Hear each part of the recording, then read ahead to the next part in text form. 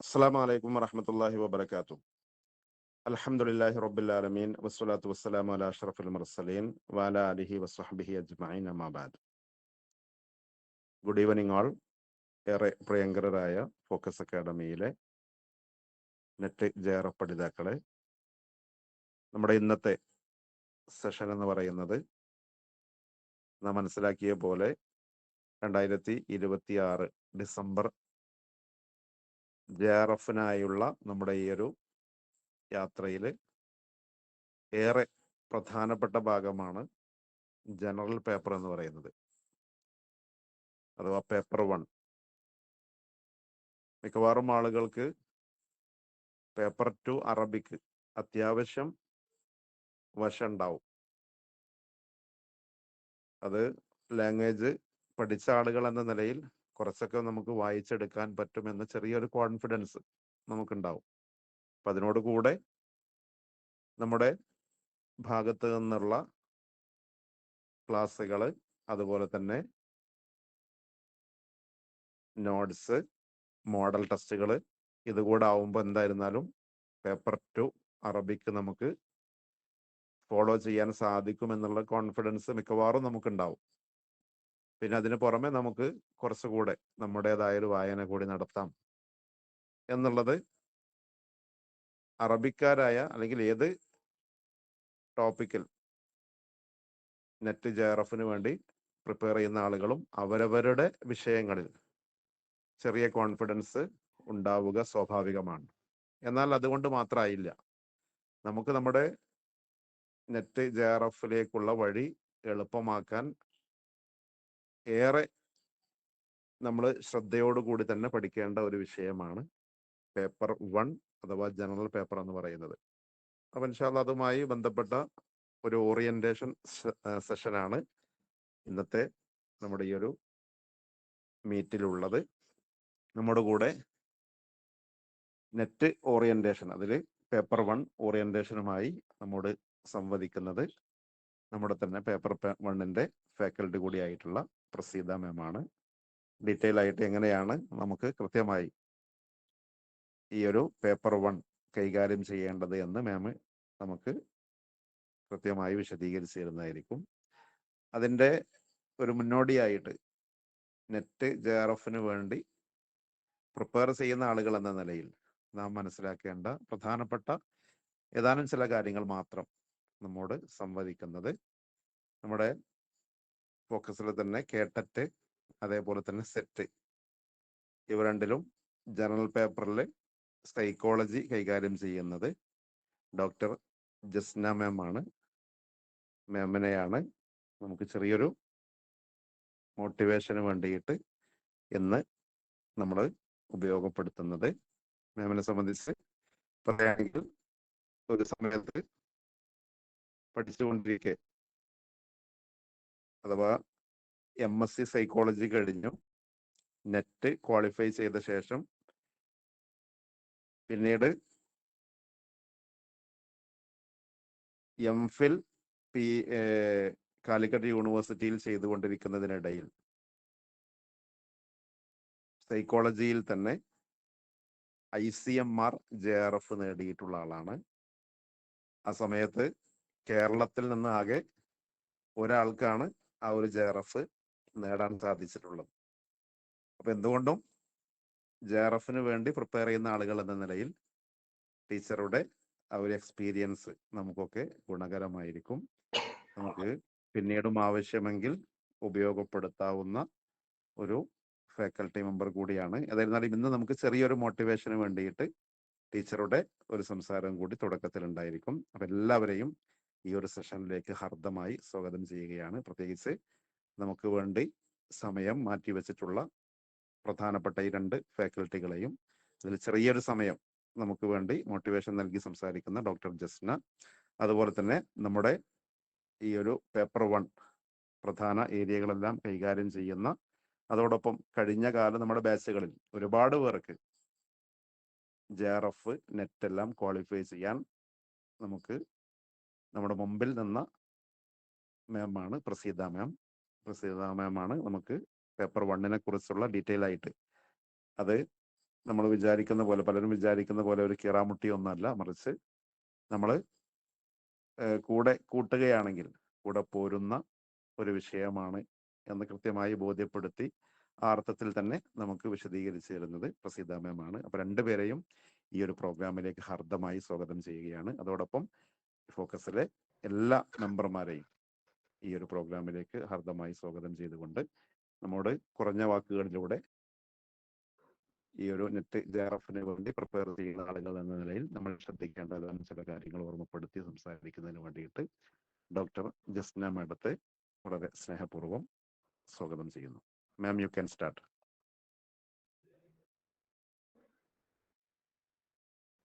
Okay, അസ്സലാമു അലൈക്കും വറഹ്മത്തുള്ളാഹി. പ്രിയമുള്ള ഫോക്കസ് അക്കാഡമിയിലെ നെറ്റ് JRF പഠിതാക്കളെ, 2026 നെറ്റ് എക്സാമിന് വേണ്ടിയിട്ട് ഉള്ള പ്രിപ്പറേഷനിലാണ് എല്ലാവരും അറിയാം. അപ്പൊ നെറ്റ് എക്സാമുമായി ബന്ധപ്പെട്ട് വിശദമായിട്ടുള്ള ക്ലാസ് പ്രസീത മാമിന്റെ ക്ലാസ് വരുന്നുണ്ട്, ഓറിയന്റേഷൻ ക്ലാസ്. അപ്പൊ അതിന് മുന്നോടിയായിട്ട് ഞാൻ ഉദ്ദേശിക്കുന്നത് വളരെ ചുരുങ്ങിയ സമയം കൊണ്ട് ചെറിയൊരു മോട്ടിവേഷൻ നിങ്ങൾക്ക് നൽകുക എന്നുള്ളതാണ്. കാരണം നമുക്കറിയാം, നിങ്ങൾ എല്ലാവരും ഓരോരുത്തരും ഓരോ തിരക്കിലാണ് അല്ലെ. ഈ തിരക്കുള്ള സമയത്തും നമ്മൾ പരമാവധി എങ്ങനെ നമ്മളെ ടൈം യൂട്ടിലൈസ് ചെയ്യുന്നു എന്നതിനനുസരിച്ചായിരിക്കും ഏതൊരു മത്സര പരീക്ഷയിലായാലും നമ്മുടെ വിജയം ഉണ്ടാവുക. അപ്പൊ മത്സര പരീക്ഷയ്ക്ക് ഒരുങ്ങുന്ന നിങ്ങൾക്ക് ഏതാനും 2-3 ടിപ്സ് മാത്രം പറയാനാണ് ഞാൻ ഈ സമയം ഉപയോഗപ്പെടുത്തുന്നത്. പ്രധാനമായും ഒരു പരീക്ഷയ്ക്ക് ഒരുങ്ങുമ്പോൾ അല്ലെ, നമ്മുടെ മൈൻഡിന്റെ ഒരു റെഡിനെസ് ആണ് വേണ്ടത്. നമ്മൾ ആ ഒരു പരീക്ഷയ്ക്ക് റെഡി ആയിട്ടുണ്ടോ? അത് PG കഴിഞ്ഞു, അല്ലെങ്കിൽ PG കഴിഞ്ഞ് കുറെ കാലമായി ഇനിയും നെറ്റ് കിട്ടിയിട്ടില്ല, എല്ലാവരും നെറ്റ് എഴുതുന്നുണ്ട് അല്ലെ. അപ്പൊ ഞാനൊന്ന് അപ്ലൈ ചെയ്ത് നോക്കട്ടെ എന്നുള്ള രീതിയിലുള്ള ഒരു അപ്ലൈ ചെയ്യലും, അതുപോലെ തന്നെ ഫോക്കസ് അക്കാഡമിയിൽ നല്ല കോച്ചിങ് ഉണ്ട് എന്ന് കേട്ടപ്പോൾ ആ ഒരു കോച്ചിങ്ങിൽ ചേർന്നു എന്നത് മാത്രമാണോ നമ്മുടെ അവസ്ഥ? നമ്മൾ മെന്റലി പ്രിപ്പയർ ആയിട്ടുണ്ടോ എന്നുള്ളത് നമ്മൾ ഓരോരുത്തരും ചിന്തിക്കണം. അതുപോലെ രണ്ടാമത്തെ ഒരു പോയിന്റാണ് ഇൻട്രസ്റ്റ് എന്ന് പറയുന്നത് അല്ലെ.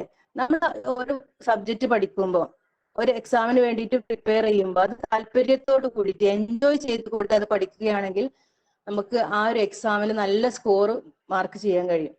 അതുപോലെ മൂന്നാമത്തെ സംഗതിയാണ് കൺസിസ്റ്റൻസി എന്ന് പറയുന്നത്. നമ്മൾ സ്ഥിരോത്സാഹം, സ്ഥിരമായിട്ട് നമ്മൾ അതിൽ ഇൻവോൾവ്ഡ് ആണോ എന്നുള്ളതാണ് വളരെയധികം ശ്രദ്ധിക്കേണ്ട ഒരു സംഗതി എന്ന് പറയുമ്പോൾ. അപ്പൊ റെഡിനെസ് എന്ന് പറയുമ്പോൾ നമ്മുടെ മൈൻഡ് സെറ്റ്, നമ്മൾ മെന്റലി അതിന് പ്രിപ്പയർഡ് ആണോ എന്ന് നിങ്ങൾ ഓരോരുത്തരും ചിന്തിക്കുക. എല്ലാവരോടും ഞാനൊരു ചോദ്യം ചോദിക്കട്ടെ. നിങ്ങൾ ഈ നെറ്റ് എക്സാമിന് പ്രിപ്പയർ ആവുന്ന ഈ സമയത്ത് നെറ്റിന്റെ സിലബസ് മുഴുവനായിട്ട് നിങ്ങൾ കണ്ടിട്ടുണ്ടോ? നിങ്ങൾ ഓരോരുത്തരും അത് പ്രിന്റ് ഔട്ട് എടുത്ത് വെച്ചിട്ടുണ്ട്. ആപ്പിലായാലും ഇപ്പൊ എല്ലാവരും ആ രീതിയിലുള്ള മെറ്റീരിയൽസ് ആണ് അല്ലെ യൂസ് ചെയ്യുന്നത്. എങ്കിലും ഒന്ന് പ്രിന്റ് എടുത്ത് വെക്കുക. നിങ്ങളുടെ സിലബസ് പ്രിന്റ് എടുത്ത് വെച്ച് അത് കയ്യിൽ കൊണ്ട് നടക്കുക എന്നുള്ളത് വളരെയധികം പ്രാധാന്യമുള്ളതാണ്. കാരണം എന്താന്ന് വെച്ചാൽ, നമ്മളത് പ്രിന്റ് എടുത്ത് നമ്മുടെ കൂടെ നമ്മൾ എപ്പോഴും ഉപയോഗിക്കുന്ന നമ്മുടെ ഡയറിയിലോ നോട്ട് പുസ്തകത്തിലോ അങ്ങനെയുള്ള സ്ഥലങ്ങളിൽ ഇത് വെക്കുമ്പോൾ നമ്മൾ അറിയാതെ അതിന്റെ കണ്ടന്റ് പറഞ്ഞു വന്നത്, നമ്മൾ നെറ്റിന്റെ സിലബസ് പ്രിന്റ് എടുത്ത് വെക്കുക, ആദ്യ അവസാനം വരെ അതൊന്ന് വായിച്ചു നോക്കുക എന്നുള്ളതാണ് ആദ്യമായിട്ട് ചെയ്യാനുള്ളത്. ഓക്കെ, അതോടൊപ്പം നമ്മൾ ഒരു ഗോൾ അല്ലെ, നമുക്ക് ഓരോരുത്തർക്കും ഓരോ ഗോൾ ഉണ്ടാവും. ഇപ്പൊ നിങ്ങളിൽ ആദ്യമായിട്ട് നെറ്റിന് അപ്ലൈ ചെയ്തവരുണ്ടാവും, അതുപോലെ തന്നെ നെറ്റ് ക്വാളിഫൈ ചെയ്ത് JRFന് വേണ്ടിയിട്ട് പ്രിപ്പയർ ആവുന്നവരുണ്ടാവും. ഒരുപാട് തവണ നെറ്റ് എഴുതി കിട്ടാതെ ഇനിയെങ്കിലും ഈ സമയത്തെങ്കിലും കിട്ടുമോ എന്നുള്ള രീതിയിൽ പ്രിപ്പയർ ചെയ്യുന്നവരുണ്ടാവും. അങ്ങനെ 3 ടൈപ്പ് ഓഫ് ആളുകൾ ഈ സൗണ്ട് കേട്ടുകൊണ്ടിരിക്കുന്നതിലുണ്ടാവും എന്ന് എനിക്കറിയാം. അപ്പൊ നിങ്ങൾ നിങ്ങളുടെ ഗോൾ ക്ലിയർ ആക്കുക എന്നുള്ളതാണ്. ഇപ്പൊ നെറ്റ് ക്വാളിഫൈ ചെയ്ത് JRFനുള്ളവരാകുമ്പം ആ ഒരു ഇന്റൻസിറ്റിയിൽ പഠനത്തെ മുന്നോട്ട് കൊണ്ടുപോയെങ്കിൽ മാത്രമേ നിങ്ങൾക്ക് JRF എന്നുള്ള ആ സ്വപ്നം യാഥാർത്ഥ്യമാക്കാൻ കഴിയുകയുള്ളൂ. അപ്പൊ നിങ്ങൾ നിങ്ങളുടെ ഗോൾ ക്ലിയർ ആക്കുക എന്നുള്ളതാണ് വളരെയധികം പ്രാധാന്യമുള്ള ഒരു കാര്യം. മറ്റൊരു കാര്യം ടൈം ടേബിൾ. നിങ്ങൾ നിങ്ങളുടേതായിട്ടുള്ള ഒരു ടൈം ടേബിൾ നിങ്ങൾ അത് സെറ്റ് ചെയ്ത് വെക്കുക. കാരണം ഓരോരുത്തരുടെയും സ്റ്റഡി ഹാബിറ്റ് ഡിഫറെന്റ് രീതിയിലായിരിക്കും അല്ലെ. ചിലർക്ക് രാത്രി ലേറ്റ് ആയിട്ട് പഠിക്കുന്നതായിരിക്കും ഇഷ്ടം, ചിലർക്കോ ഏർലി മോർണിംഗിൽ പഠിക്കുന്നതായിരിക്കും. പിന്നെ ഓരോരുത്തരുടെയും ജീവിത സാഹചര്യങ്ങൾ, ഇപ്പോ പിന്നെ കുട്ടികളും ഒക്കെ ആയിട്ട് പഠിക്കുന്നവരുണ്ടാവും, ഫാമിലി ഒക്കെ കൂടെ കൊണ്ടുപോകുന്നവരുണ്ടാവും, അല്ലാത്ത രീതിയിലുള്ള ആളുകളൊക്കെ ഉണ്ടാവും. അപ്പൊ നിങ്ങളുടെ ജീവിത സാഹചര്യം, വർക്ക് ചെയ്യുന്നവരുണ്ടാവും, പിന്നെ സ്റ്റുഡൻസ് ആയിട്ടുള്ളവരുണ്ടാവും. നിങ്ങളുടെ ലൈഫ് സിറ്റുവേഷൻ എങ്ങനെയാണോ അതിനനുസരിച്ചുള്ള ഒരു ടൈം ടേബിൾ നിങ്ങൾ തന്നെ സെറ്റ് ചെയ്യുന്നതാണ് ഏറ്റവും നല്ലത് അല്ലെ. മറ്റൊരാൾ നമുക്ക് വേണ്ടിയിട്ട് ടൈം ടേബിൾ ഉണ്ടാക്കി തന്നാൽ ചിലപ്പോൾ അത് നമുക്ക് സ്യൂട്ടബിൾ ആയിക്കൊള്ളുന്നില്ല. കാരണം എന്താണ്, നമ്മുടെ ലൈഫ് എന്താണ്, നമ്മുടെ വീക്ക്നെസ് എന്താണ്, നമ്മുടെ സ്ട്രെങ്ത് എന്താണ് എന്നുള്ളത് നമുക്കേ അറിയുകയുള്ളൂ. അതുകൊണ്ട് തന്നെ നമുക്ക് വേണ്ടിയിട്ട് നമ്മൾ ടൈം ടേബിൾ ഉണ്ടാക്കുക എന്നുള്ളതാണ് ഏറ്റവും പ്രാധാന്യമുള്ള സംഗതി. ഓക്കെ.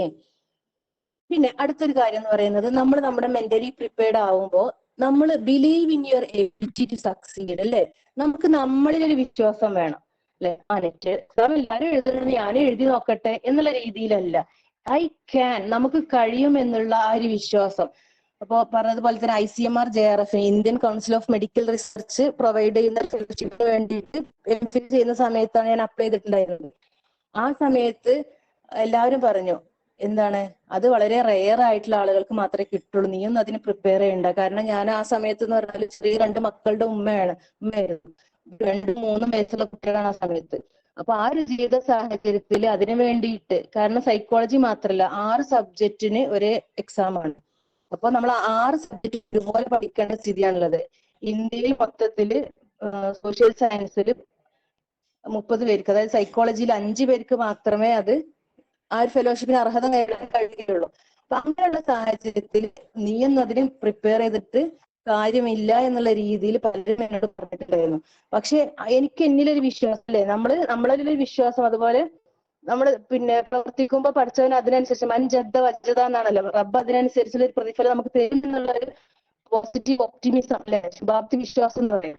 ആ ഒരു വിശ്വാസം എനിക്കുണ്ടായിരുന്നു. അതുപോലെ നമുക്ക് നമ്മളുടെ വിശ്വാസം, നമ്മുടെ കഴിവിൽ ഒരു വിശ്വാസം നമുക്കുണ്ടെങ്കിൽ, നമുക്ക് വിജയിക്കാൻ കഴിയും എന്നുള്ള ആ ഒരു വിശ്വാസം നമുക്കുണ്ടെങ്കിൽ നമ്മൾ വിജയിക്കുക തന്നെ ചെയ്യും. അപ്പൊ അതിന് വേണ്ട ഒരുപാട് കാര്യങ്ങൾ പറയാനുണ്ട്. പക്ഷെ ചുരുങ്ങിയ സമയത്ത് പിന്നെ വളരെ കുറച്ച് കാര്യങ്ങൾ മാത്രമാണ് ഈ ഒരു അവസരത്തിൽ പറയാൻ ഉദ്ദേശിക്കുന്നത്. പിന്നെ നിങ്ങൾ പഠിക്കുന്ന സമയത്ത് നമുക്ക് ചില സബ്ജക്റ്റിൽ ചില ഏരിയകൾ വളരെയധികം കോൺഫിഡൻസ് ഉള്ളതുണ്ടായിരിക്കും. നമുക്ക് വളരെ ഈസി ആയിട്ട് നമുക്ക് പഠിക്കാൻ കഴിയുന്നത് ആ സബ്ജക്ട്, ആ ടോപ്പിക്കിൽ വെച്ചിട്ട് അല്ലെങ്കിൽ ആ സബ്ജക്റ്റിൽ വെച്ചിട്ട് നമ്മൾ പഠനം ആരംഭിക്കുക. ഇപ്പൊ നിങ്ങൾ പഠിക്കാൻ ആരംഭിക്കുന്നേ ഉള്ളൂ. അപ്പൊ ഈസി ആയിട്ടുള്ള അല്ലെങ്കിൽ നമുക്ക് കോൺഫിഡൻസ് ഉള്ള ആ ഒരു ഏരിയ വെച്ച് നമ്മൾ സ്റ്റാർട്ട് ചെയ്യുമ്പോൾ നമുക്ക് എന്താണ്, നമ്മുടെ കോൺഫിഡൻസ് അല്ലെങ്കിൽ നമുക്ക് ചെയ്യാൻ പറ്റും എന്നുള്ള രീതിയിൽ, നല്ല ടഫായിട്ടുള്ള ഏരിയ നമ്മൾ സ്റ്റാർട്ട് ചെയ്യുമ്പോൾ ഇത് ഇത്രയും ബുദ്ധിമുട്ടുള്ളതാണ്, എന്നെ കൊണ്ട് കഴിയില്ല എന്നുള്ള രീതിയിലുള്ള ഒരു ചിന്തയായിരിക്കും നമ്മൾ മനസ്സിലുണ്ടാവില്ലേ. നമ്മുടെ മൈൻഡിൽ എന്താണോ ചിന്ത വരുന്നത് ആ ചിന്തക്കനുസരിച്ചുള്ള പ്രവർത്തനമായിരിക്കും പിന്നീട് അങ്ങോട്ട് നമ്മുടെ ജീവിതത്തിൽ ഉണ്ടാവുക. അപ്പോൾ ആ രീതിയിൽ നമ്മളെ സെൽഫ് കോൺഫിഡൻസ് നൽകുന്ന, നമുക്ക് സെൽഫ് ബൂസ്റ്റിംഗ് തരുന്ന രീതിയിലുള്ള പ്രവർത്തനങ്ങൾ നമ്മിൽ നിന്ന് ഉണ്ടാവുക എന്നുള്ളതാണ് ഈ ഒരു റെഡിനെസ് കൊണ്ട് ഉദ്ദേശിക്കുന്നത്. മൊത്തത്തിൽ നമ്മുടെ മൈൻഡ്, ആ ഒരു mind set, positive mind set നമ്മൾ ഉണ്ടാക്കിയെടുക്കുക എന്നുള്ളതാണ് ആദ്യമായിട്ട് നിങ്ങളോട് പറയാനുള്ളത്. പിന്നെ ഇൻട്രസ്റ്റ് അല്ലെ, നമുക്ക് ഏതൊരു കാര്യം നല്ല രീതിയിൽ ചെയ്യണമെങ്കിലും അതിന് നമ്മൾക്ക് ഇൻട്രസ്റ്റ് വേണം. Enjoy the learning process. ഈ ഒരു ലേണിംഗ് പ്രോസസ്സ് നമ്മൾ എന്തായാലും നെറ്റ് എക്സാമിന് വേണ്ടിയിട്ട് അപ്ലൈ ചെയ്തു അല്ലെ, ഫോക്കസ് അക്കാഡമിയിൽ കോച്ചിങ്ങിൽ ജോയിൻ ചെയ്തു. ഇനി നമ്മൾ എന്താണ്, അതൊരു തലവേദനയായി അല്ലെങ്കിൽ അതൊരു ബുദ്ധിമുട്ടായി മനസ്സിൽ കാണാതെ അതൊരു എൻജോയ്മെന്റ് ആയിട്ട് നമ്മൾ കാണുക. Okay. Study subject that interest you first. നമുക്ക് താല്പര്യത്തോട് കൂടിയിട്ട്, നേരത്തെ നമ്മൾ പറഞ്ഞു ഈസി ആയിട്ടുള്ള പിന്നെ ടോപ്പിക്സ് ആദ്യം പഠിക്കുക എന്നുള്ളത്, ആ ഒരു പഠനം വളരെയധികം താല്പര്യത്തോട് കൂടിയിട്ട് നമ്മൾ മുന്നോട്ട് കൊണ്ടുപോകും അല്ലെ. താല്പര്യം എന്നുള്ളത് വളരെയധികം പ്രാധാന്യമുള്ളതാണ്. കാരണം നമുക്കറിയാം ഇപ്പൊ വേൾഡ് കപ്പ് ഫുട്ബോൾ അല്ലെ, അതിന് വേണ്ടിയിട്ട് നമ്മൾ 2 മണിക്കും 3 മണിക്കൊക്കെ എഴുന്നേറ്റ് കാണാൻ വളരെ ഉത്സാഹമായിരുന്നല്ലോ എല്ലാവർക്കും അല്ലെ. പക്ഷെ പരീക്ഷയ്ക്ക് വേണ്ടിയിട്ട് പലപ്പോഴും നമ്മളെ അവസ്ഥ എന്താണ്, നമ്മൾ അലാറം വെക്കും അല്ലെ, 3 മണിക്കും 4 മണിക്കും അലാറം വെച്ചാലും അലാറം ഓഫാക്കി പിന്നീട് കടന്നുറങ്ങുന്ന ഒരു അവസ്ഥയാണ്. അപ്പൊ നമ്മുടെ ഇൻട്രസ്റ്റ് ആണ് അവിടെയൊക്കെ ഏറ്റവും പ്രാധാന്യമുള്ളത്. നമുക്ക് ഇൻട്രസ്റ്റ് ഉണ്ടെങ്കിൽ നമുക്ക് എന്തും നേടിയെടുക്കാനും അത് നമുക്ക് ജീവിതത്തിൽ മുന്നോട്ട് കൊണ്ടുപോകാനും കഴിയും എന്നുള്ളതാണ് നമ്മുടെയൊക്കെ അനുഭവങ്ങൾ കാണിച്ചു തരുന്നത്. ഇപ്പൊ നമുക്കറിയാലേ ഈ വേൾഡ് കപ്പ് ഫുട്ബോൾ ഫൈനലിൽ ഏക ഒരു ഗോള് അടിച്ചത്, ആ ഗോൾ ആരടിച്ചു എപ്പോഴടിച്ചു എന്ന് നിങ്ങളോട് ചോദിക്കുകയാണെങ്കിൽ അല്ലെ, ഒരുവിധം എല്ലാവർക്കും ആ പേര് ഓർമ്മ ഉണ്ടാവും അല്ലെ, ഫെറാൻ ടോറസ്. അത്രയും നമുക്ക് വായിൽ കൊള്ളാത്ത ആ പേര് വരെ നമ്മൾ പഠിച്ചെടുക്കുന്നത് എന്തുകൊണ്ടാ, അതിനോടുള്ള ഒരു താല്പര്യം അല്ലെ. എക്സ്ട്രാ ടൈമിൽ ഏത് സമയത്താണ് അടിച്ചത്, 106-ാം മിനിറ്റിലാണ് ആ ഏക ഗോൾ അടിച്ചത് അല്ലെ. അതൊക്കെ നമ്മൾ ഓർത്ത് വെക്കണം. അതുപോലെ ഓരോ പ്ലെയേഴ്സിന്റെ നെയിം, ഇപ്പൊ പോർച്ചുഗലിന്റെ ആയാലും സ്പെയിനിന്റെ, നിങ്ങൾ ഏത് പിന്നെ രാജ്യത്തിന്റെ ഫാനാണെങ്കിലും ആ രാജ്യക്കാരുടെ ആ പ്ലെയേഴ്സിന്റെ പേരുകളിലെ പലപ്പോഴും നമുക്ക് വായിൽ കൊള്ളാത്ത അല്ലെങ്കിൽ റീഡ് ചെയ്യാനൊക്കെ ബുദ്ധിമുട്ടുള്ള പേരുകളായിരിക്കും. പക്ഷെ അത് നമ്മൾ എന്ത് ചെയ്യുന്നുണ്ട്, ബൈഹാർട്ട് ആക്കുന്നുണ്ട്. അതൊക്കെ എന്തുകൊണ്ടാണ്, നമ്മുടെ ആ ഒരു താല്പര്യം, ദാറ്റ് മീൻസ് ഇൻട്രസ്റ്റ് അല്ലെ, ആ ഇൻട്രസ്റ്റ് കൊണ്ടാണ് നമ്മൾ അതൊക്കെ പഠിച്ചെടുക്കുന്നത്. അപ്പൊ നിങ്ങളോട് പറയാനുള്ളത്, ഈ നെറ്റ് എക്സാമിന് വേണ്ടിയിട്ട് പ്രിപ്പയർ ചെയ്യുമ്പോൾ നിങ്ങൾ ആ ഒരു ഇൻട്രസ്റ്റോട് കൂടിയിട്ട് ഈ സിലബസിനെ അറിയാനും മനസ്സിലാക്കാനും നമുക്ക് എക്സ്പ്ലോർ ചെയ്യണം. ഓരോ കാര്യങ്ങളും നമുക്ക് കൂടുതൽ കൂടുതൽ ഡീപ്പായിട്ട് അറിയണം എന്നുള്ളൊരു താല്പര്യത്തോട് കൂടിയിട്ട് നിങ്ങൾ പഠിക്കുകയാണെങ്കിൽ പഠനം ഒരിക്കലും നിങ്ങൾക്ക് ബോറിംഗ് ആയിട്ട് തോന്നുകയില്ല എന്നുള്ളതാണ് പറയാനുള്ളത്. അതുപോലെ previous year question paper, quizzes, അതൊക്കെ എന്ത് ചെയ്യുക, സോൾവ് ചെയ്യുക. അതിനൊക്കെയുള്ള അവസരം നമുക്ക് ഫോക്കസ് അക്കാഡമി നൽകുന്നുണ്ട് അല്ലെ. ഏതൊരു മത്സര പരീക്ഷയ്ക്കും സിലബസ് അനാലിസിസ്, അതുപോലെ PYQ, previous year question paper analyse ചെയ്യുക എന്നുള്ള ഈ രണ്ട് സംഗതിയാണ് നമ്മൾ സ്കോർ ഏറ്റവും മുന്നിലേക്ക് എത്തിക്കുന്നത്.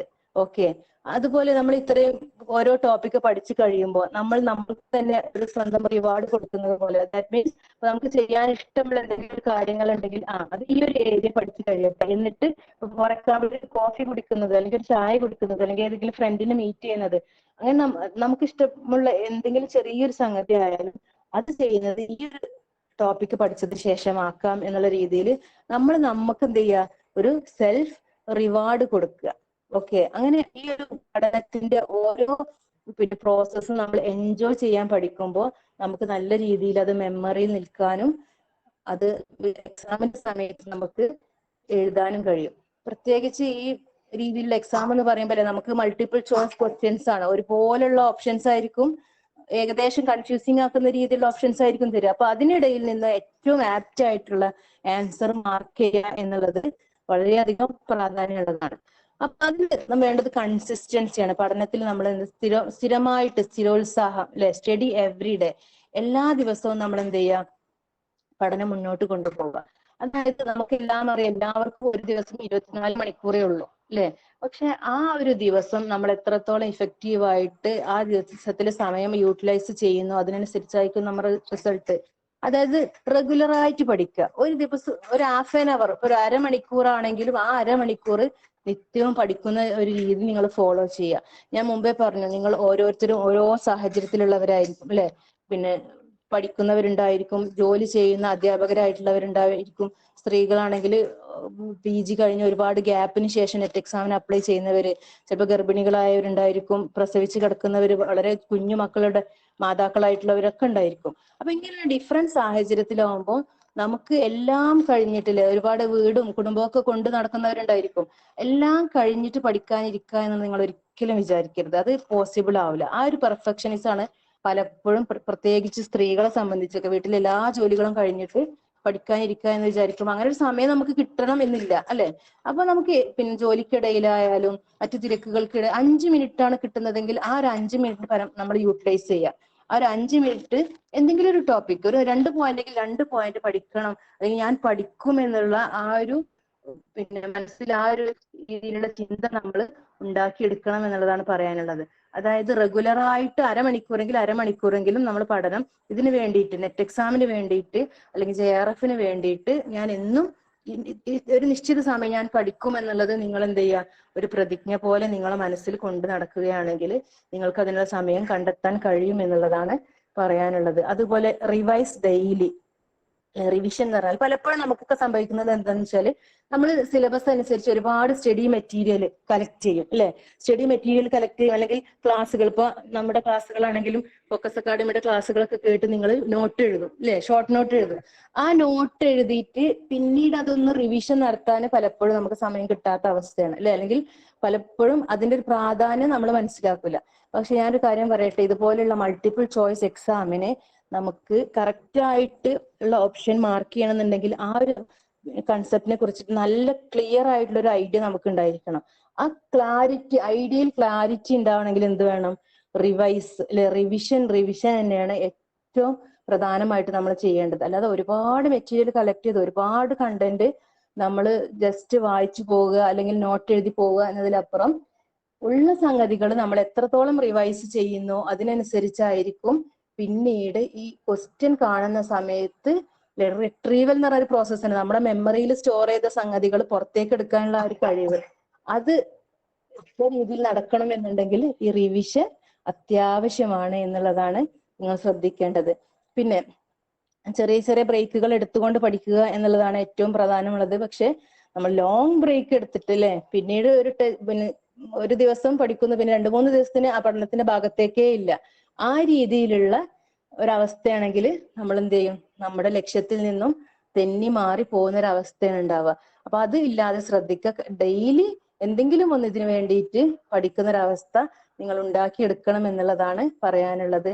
അതുപോലെ നമ്മുടെ അച്ചീവ്മെന്റ്സില് നമ്മുടെ ആ നേട്ട അച്ചീവ്മെന്റ്സ് മീൻസ് നമ്മൾ ആ പഠിക്കുന്നതും ആ ടോപ്പിക് കംപ്ലീറ്റ് ചെയ്യുന്നതൊക്കെ എന്ത് ചെയ്യുക, ഡെയിലി ട്രാക്ക് ചെയ്തുകൊണ്ടിരിക്കുക. നമുക്ക് തന്നെ ഒരു വിശ്വാസം അല്ലേ, ഞാൻ ഈ ഒരു എക്സാമിന്റെ ആ ഒരു ഇതിലാണ് ഞാൻ നോക്കുന്നുണ്ട്, ഓരോ ദിവസവും നിശ്ചിത സമയം ഇതിനു വേണ്ടിയിട്ട് മാറ്റിവെക്കുന്നുണ്ട് എന്നുള്ള രീതിയിൽ ആ ഒരു ചെറിയൊരു മോട്ടിവേഷൻ നമുക്ക് തന്നെ ഉണ്ടാവുന്ന രീതിയിൽ നമ്മുടെ അച്ചീവ്മെന്റ്സിനെ നമ്മൾ ട്രാക്ക് ചെയ്യുക എന്നുള്ളതാണ് പറയാനുള്ളത്. അപ്പോൾ ഈ കാര്യങ്ങളൊക്കെ നിങ്ങൾ പ്രത്യേകം ശ്രദ്ധിക്കുക. പഠനത്തിന് വേണ്ടിയിട്ട് നമ്മുടെ മെന്റലി നമ്മൾ അതിന് സെറ്റായി കഴിഞ്ഞെങ്കിൽ മാത്രമേ പിന്നീട് നമ്മൾ വായിക്കുന്ന കാര്യങ്ങളും കേൾക്കുന്ന കാര്യങ്ങളൊക്കെ നമ്മുടെ മെമ്മറിയിൽ നല്ല രീതിയിൽ നിലനിൽക്കുകയുള്ളൂ എന്ന് മാത്രമാണ് ഈ ഒരു അവസരത്തിൽ പറയാനുള്ളത്. അപ്പൊ എല്ലാവർക്കും ഇത്തവണ തന്നെ നിങ്ങൾ എന്താണ് ആഗ്രഹിക്കുന്നത്, നെറ്റ് ആഗ്രഹിക്കുന്നവർക്ക് നെറ്റും, അതുപോലെ നെറ്റ് ക്വാളിഫൈ ചെയ്ത് JRF വേണ്ടിയിട്ട് പ്രിപ്പയർ ആവുന്നവർക്ക് JRF നേടാൻ കഴിയട്ടെ എന്ന് ആശംസിക്കുന്നു. അതിനു വേണ്ടിയിട്ട് ആത്മാർത്ഥമായിട്ട് പ്രാർത്ഥിക്കുന്നു. അസ്സലാമു അലൈക്കും വറഹ്മത്തുള്ളാഹി. ഓക്കെ, വലൈക്കും അസ്സലാം വറഹ്മത്തുള്ളാഹി. നമുക്ക് വളരെ പ്രധാനപ്പെട്ട നിർദ്ദേശങ്ങൾ നൽകി ചുരുങ്ങിയ വാക്കുകളിൽ മോട്ടിവേഷൻ നൽകിയിട്ടുള്ള ഡോക്ടർ ജസ്ന മാഡത്തിന് പ്രത്യേകമായ കൃതജ്ഞത അറിയിക്കുന്നു. ഇനി നമ്മുടെ ഏറ്റവും പ്രധാനപ്പെട്ട സെഷനിലേക്കാണ് നമ്മൾ നീങ്ങുന്നത്. എന്ന് വെച്ചാൽ പേപ്പർ 1 ജനറൽ പേപ്പർ, നമ്മുടെ JRF എന്ന ആ ഒരു സ്വപ്നം പൂവണിയാൻ ഏറെ പ്രധാനപ്പെട്ട ഒരു ഭാഗമാണ്. എന്നാലോ പലപ്പോഴും അറബിക്ക് എടുത്ത് പഠിച്ചു പോകുന്ന ആളുകളെ സംബന്ധിച്ചിടത്തോളം ചിലരെങ്കിലും പേടിയോടുകൂടി കാണുന്ന ഒരു വിഷയമാണ് ജനറൽ പേപ്പർ. എന്നാൽ അതിനെ നമ്മൾ എങ്ങനെ ഫേസ് ചെയ്യുന്നോ അല്ലെങ്കിൽ അതിനെ നമ്മൾ എങ്ങനെ എടുക്കുന്നോ അതിനനുസരിച്ചാണ് ആ വിഷയം നമ്മുടെ കൂടെ പോരുക. അത് കൃത്യമായിട്ട് എങ്ങനെ ആ വിഷയത്തെ നമ്മൾ നോക്കിക്കാണണം എന്ന് നമുക്ക് മുമ്പിൽ അവതരിപ്പിക്കുന്നത് പ്രസീത മാമാണ്. അതുകൊണ്ട് എല്ലാവർക്കും വേണ്ടിയിട്ട് പ്രസീത മാമിനെ വളരെ സ്നേഹത്തോടു കൂടി സ്വാഗതം ചെയ്യുന്നു. Ma'am, you can start. Okay, thank you sir. Thank you Jasna ma'am. ഒരു കോമ്പറ്റേറ്റീവ് എക്സാമിനേഷന്റെ പ്രിപ്പറേഷന്റെ സമയത്ത് വേണ്ടത് എന്തൊക്കെയാണ് എന്നുള്ളതിന്റെ എല്ലാ ഘടകങ്ങളും അതിന്റെ എല്ലാ ആത്മാംശത്തോടും കൂടി ജസ്ന മാം ഇവിടെ പറഞ്ഞു കഴിഞ്ഞു. എനിക്ക് അതിലേക്ക് ആഡ് ചെയ്യുക എന്ന് പറയുന്ന ഒരു കർത്തവ്യം മാത്രമേ ഉള്ളൂ എന്ന് എനിക്ക് തോന്നുന്നു മാമിന്റെ സെഷൻ കേട്ട സമയത്ത്. കാരണം അതിന് എല്ലാം ഉണ്ടായിരുന്നു. എങ്ങനെ നമ്മൾ ഒരു കോമ്പറ്റീവ് എക്സാം പ്രിപ്പയർ ചെയ്യുന്ന സമയത്ത് നമ്മളെ ബിഹേവിയറിനെ നമ്മൾ എങ്ങനെ കൊണ്ടു നടക്കണം, നമ്മൾ പ്രിപ്പയർ ചെയ്യുന്ന സമയത്ത് നമ്മുടെ മൈൻഡ് സെറ്റ് എങ്ങനെയായിരിക്കണം, ഇതൊക്കെ അതിനകത്ത് പെട്ടു. അപ്പൊ എന്നെ സംബന്ധിച്ച് ഞാൻ അതിലേക്ക് ഇനി ആഡ് ചെയ്യേണ്ടത് ഈ പറഞ്ഞ പേപ്പർ 1 എന്ന് പറയുന്ന മൊഡ്യൂളിനകത്ത് എന്തുണ്ടാവും എന്നുള്ളതിനെ കുറിച്ചാണ്. അപ്പൊ ഞാനൊരു എൻറ്റയർ സെഷനെ 3ആയിട്ട് ഡിവൈഡ് ചെയ്യുക ഇൻ ദ സെൻസ് പേപ്പർ 1 എന്താണുള്ളത്, എങ്ങനെ പഠിക്കണം എന്താണുള്ളത് എന്നുള്ളൊരു സെഷൻ. അതായത് പേപ്പർ 1 എന്തുണ്ട്, എന്താണ് അതിന്റെ മൊഡ്യൂൾ, അതിൻ്റെ അകത്ത് എന്ത് പഠിക്കണം എന്നുള്ള സാധനം, എങ്ങനെ പഠിക്കണം എന്നുള്ള രണ്ടാമത്തത്. ഓക്കെ, എന്താണുള്ളത്, എങ്ങനെ പഠിക്കണം. മൂന്നാമത്തെ ഒരു സെഷൻ എന്ന് പറയുന്ന സമയത്ത് നമ്മളൊരു കസ്റ്റമൈസ്ഡ് പ്ലാനിലേക്ക് നീങ്ങുന്ന സമയത്ത് ഞാൻ എന്ന് പറയുന്ന ഒരു വ്യക്തി, നമ്മൾ ഓരോ വ്യക്തികളും അയാൾക്ക് അയാളുടേതായിട്ടുള്ള, മാം പറഞ്ഞ പോലെ ഓരോരുത്തർക്കും അവരുടേതായിട്ടുള്ള സൗകര്യങ്ങളും അസൗകര്യങ്ങളും ഒക്കെ ഉണ്ടാവും. പ്രശ്നങ്ങൾ ഉണ്ടാവും, അഡ്വാൻറ്റേജുകൾ ഉണ്ടാവും, ഡിസഡ്വാൻറ്റേജുകൾ ഉണ്ടാവും, പ്രിവിലേജുകൾ ഉണ്ടാവും, പ്രിവിലേജ് ഇല്ലായ്മകൾ ഉണ്ടാവും. അപ്പൊ ഒരു കസ്റ്റമൈസ്ഡ് ആസ്പെക്റ്റിലേക്ക് വരുന്ന സമയത്ത് നമുക്ക് എങ്ങനെയാണ് അതിനെ കുറച്ചും കൂടി നമ്മുടെ സമയത്തെയും നമ്മുടെ കയ്യിലുള്ള റിസോഴ്സുകളെയും ഒക്കെ ടാക്കിൾ ചെയ്യാൻ പറ്റുക എന്നുള്ള കാര്യം. ഇങ്ങനെ ഒരു 3 ഡിവിഷനായിട്ടായിരിക്കും ഞാൻ കാര്യങ്ങൾ പറയാം. അപ്പൊ ഞാൻ സംസാരിക്കുന്നതിന്റെ ഇടയ്ക്ക് എന്തെങ്കിലും സംശയങ്ങൾ നിങ്ങൾക്ക് ഫീൽ ചെയ്യുകയാണെങ്കിൽ, അല്ലെങ്കിൽ ഞാൻ പറഞ്ഞത് നിങ്ങൾക്ക് ക്ലാരിഫൈ ആയില്ല എന്നുള്ളൊരു കേസ് വരികയാണെങ്കിൽ definitely you have to ask, ചോദിക്കണം. ചോദിച്ച് ഇവിടെ തന്നെ ക്ലിയർ ചെയ്ത് പോണം എന്നുള്ളതാണ് എൻ്റെ ഒരു റിക്വസ്റ്റ്. എനിവേ, നമുക്ക് എന്തായാലും തുടങ്ങാം. യെസ്, നമ്മളൊരു പേപ്പർ 1 ആസ്പെക്റ്റിലേക്ക് കടക്കുമ്പോൾ നമ്മൾ നെറ്റ് എഴുതുന്ന സമയത്ത് 2 പേപ്പറുകളാണ് നമുക്ക് പഠിക്കാനുണ്ടാവുക. പേപ്പർ 1ഉം പിന്നെ നമ്മുടെ പേപ്പർ 2 എന്ന് പറയും നമ്മുടെ സബ്ജക്ട് പേപ്പറും. ഈ സബ്ജക്ട് പേപ്പർ എങ്ങനെ പഠിക്കണം, എന്ത് പഠിക്കണം എന്നുള്ളതിനെ കുറിച്ച് നമുക്ക് വലിയ ആശയക്കുഴപ്പം ഉണ്ടാവില്ല. കാരണം UGക്കും PGക്കും ഒക്കെ നമ്മുടെ കൂടെ ഉണ്ടായിരുന്ന ഒരു സാധനമാണ് നമ്മുടെ സബ്ജക്ട് പേപ്പർ എന്ന് പറയുന്നത്. എങ്ങനെ പഠിക്കണം എന്നറിയില്ലെങ്കിലും എന്താ അതിനകത്ത് ഉള്ളത് എന്നുള്ളതിനെ കുറിച്ച് ചെറിയൊരു ധാരണയെങ്കിലും പേപ്പർ 2നെ സംബന്ധിച്ച് നമുക്ക് ഉണ്ടായേക്കാം. ഓക്കെ, ഇനി ഇല്ലെങ്കിൽ പോലും ചെറിയ രീതിയിൽ ബ്രഷപ്പ് ചെയ്തെടുത്താൽ നമുക്ക് അതിലേക്ക് പെട്ടെന്ന് കയറിക്കൂടാൻ പറ്റും. ബിക്കോസ് അത് നമ്മുടെ ഏരിയ ആയതുകൊണ്ട്. പേപ്പർ 1 എന്ന് പറയുമ്പോൾ ഇത് ചിലപ്പോൾ നമ്മളിൽ പലർക്കും കുറച്ചും കൂടി എന്താ പറയുക ഫെമിലിയർ അല്ലാത്ത, നമുക്ക് കുറച്ച് ടഫ് എന്ന് ഇത്രയും കാലം നമ്മൾ വിശ്വസിച്ച് വെച്ചിരിക്കുന്ന ഒരു മൊഡ്യൂൾ ആയിരിക്കും. അപ്പൊ അതിനെ നമ്മൾ പഠിക്കാൻ വേണ്ടി എടുക്കുന്ന സമയത്ത് പേപ്പർ 2നോ അല്ലെങ്കിൽ നമുക്ക് ഏറ്റവും ഈസി ആയിട്ടുള്ള ഒരു ടോപ്പിക്കിനെ പഠിക്കാൻ എടുക്കുന്നത് പോലെയോ ചിലപ്പോൾ എടുത്താൽ മതിയാവില്ല. ചിലരെ സംബന്ധിച്ച് അത് ഭയങ്കര ഈസി ആയിരിക്കും. അത് ഡിപ്പെൻസ്, ഓരോ ആളുകളുടെ പ്രിപ്പറേഷൻ സ്റ്റേജ് അനുസരിച്ചും അവരെത്രത്തോളം അതിലേക്ക് ടൈം ഇൻവെസ്റ്റ് ചെയ്തിട്ടുണ്ട്, എഫേർട്ട് ഇൻവെസ്റ്റ് ചെയ്തിട്ടുണ്ട് എന്നുള്ളതിനൊക്കെ ഡിപ്പെൻഡ് ചെയ്തിട്ടായിരിക്കും. അപ്പൊ അതിനു മുമ്പ് ഞാൻ 2 കാര്യങ്ങൾ ചോദിക്കുകയാണ്. ഒന്ന്, ആദ്യമായിട്ട് നെറ്റ് എഴുതുന്ന എത്ര പേരുണ്ട് ഇതില്? ആദ്യമായി അടുത്ത ഡിസംബർ എക്സാമിന് നെറ്റിന് അപ്പിയർ ചെയ്യാൻ പോകുന്ന എത്ര പേരുണ്ട്? ജസ്റ്റ് ഒന്ന് ഹാൻഡ് റൈസ് ചെയ്താൽ മതി. നെറ്റ് റിപ്പീറ്റ് ചെയ്യുന്ന എത്ര പേരുണ്ട്? ഒരു വട്ടം എഴുതിയതാണ് അല്ലെങ്കിൽ ഒരുപാട് വട്ടം എഴുതിയതാണ് ഉള്ളവർ? Okay okay. അപ്പൊ ഒരു 2 വട്ടോ 3 വട്ടോ അല്ലെങ്കിൽ രണ്ടാമത്തെ വട്ടോ അല്ലെങ്കിൽ കഴിഞ്ഞ തവണയൊക്കെ നെറ്റ് എഴുതിയ അല്ലെങ്കിൽ പ്രിപ്പയർ ചെയ്ത് എഴുതിയിട്ടുള്ള വീണ്ടും റിപ്പീറ്റ് ചെയ്യുന്ന ആളുകളെ സംബന്ധിച്ച് ഞാൻ പറയുന്ന കാര്യങ്ങൾ നിങ്ങൾക്ക് ചിലപ്പോൾ റിപ്പീറ്റേഷൻ ആയിട്ട് ഫീൽ ചെയ്തേക്കാം. സ്വാഭാവികമാണ്. നിങ്ങൾക്ക് അറിയുന്ന അതേ കാര്യങ്ങൾ ചിലപ്പോൾ ഞാൻ പറയുന്നതായിട്ട് നിങ്ങൾക്ക് ഫീൽ ചെയ്യും. പക്ഷെ എന്താ പറയാ, നിങ്ങൾ ക്ഷമയോടെ കേട്ടിരുന്നേ പറ്റൂ എന്നുള്ളതാണ് അതിന്റെ ഒരു പിന്നിലുള്ളൊരു സയൻസ് എന്നുള്ളത്. കാരണം പുതിയതായിട്ടുള്ള എഴുതുന്ന ആളുകൾ കൂട്ടത്തിലുണ്ട് എന്നുള്ളത് കൊണ്ട്. ഓക്കെ, ഇനി നമുക്ക് എന്തായാലും കിടക്കാം. നമുക്ക് അറിയേണ്ടത് അല്ലെങ്കിൽ നമ്മൾ പറയാൻ പോകുന്നതിന്റെ പ്രിപ്പറേഷൻ ടാക്ടിക്സ് എന്തൊക്കെയാണ് എന്നുള്ളതാണ്. ഓക്കെ, എങ്ങനെയാണ് നമ്മളൊരു പേപ്പർ 1 അല്ലെങ്കിൽ ജനറൽ പേപ്പർ എന്ന് പറയുന്ന ഒരു ആസ്പെക്റ്റിലേക്ക് കടക്കുമ്പം അതിനെ പ്രിപ്പയർ ചെയ്യാൻ പറ്റുന്ന ഏറ്റവും നല്ല തന്ത്രങ്ങൾ എന്തൊക്കെയാണെന്നുള്ളതാണ്. ഒന്ന്, ജസ്ന മാം പറഞ്ഞതുപോലെ തന്നെ നല്ലൊരു സ്റ്റഡി പ്ലാൻ ഉണ്ടായിരിക്കാം എന്നുള്ളതാണ്. അതൊക്കെ എങ്ങനെയാന്നുള്ളതൊക്കെ ഞാൻ പറഞ്ഞു കേട്ടോ.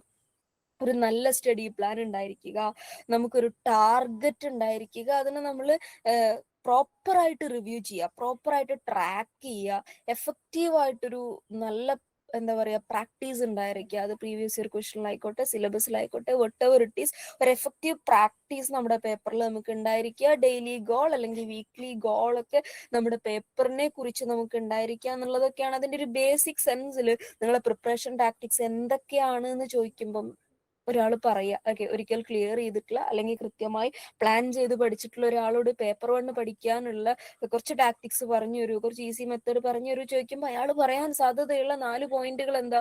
ഒന്ന്, നല്ലൊരു സ്റ്റഡി പ്ലാൻ ഉണ്ടാക്കുക, നമുക്കൊരു ടാർഗറ്റ് വെക്കുക, ആ ടാർഗറ്റ് കൃത്യമായി നമ്മൾ ട്രാക്ക് ചെയ്യുക, നന്നായിട്ട് പ്രാക്ടീസ് ചെയ്യുക, ഡെയിലി ഗോളൊക്കെ സെറ്റ് ചെയ്തിട്ട് അത് അച്ചീവ് ചെയ്യാൻ ശ്രമിക്കുക, മാർക്ക് ഞാൻ ഇന്ന മൊഡ്യൂളിൽ വാങ്ങുമെന്നൊക്കെ ഗോളൊക്കെ സെറ്റ് ചെയ്തിട്ട് നമ്മൾ ആ സ്കോറിലേക്ക് എത്താൻ ശ്രമിക്കുക.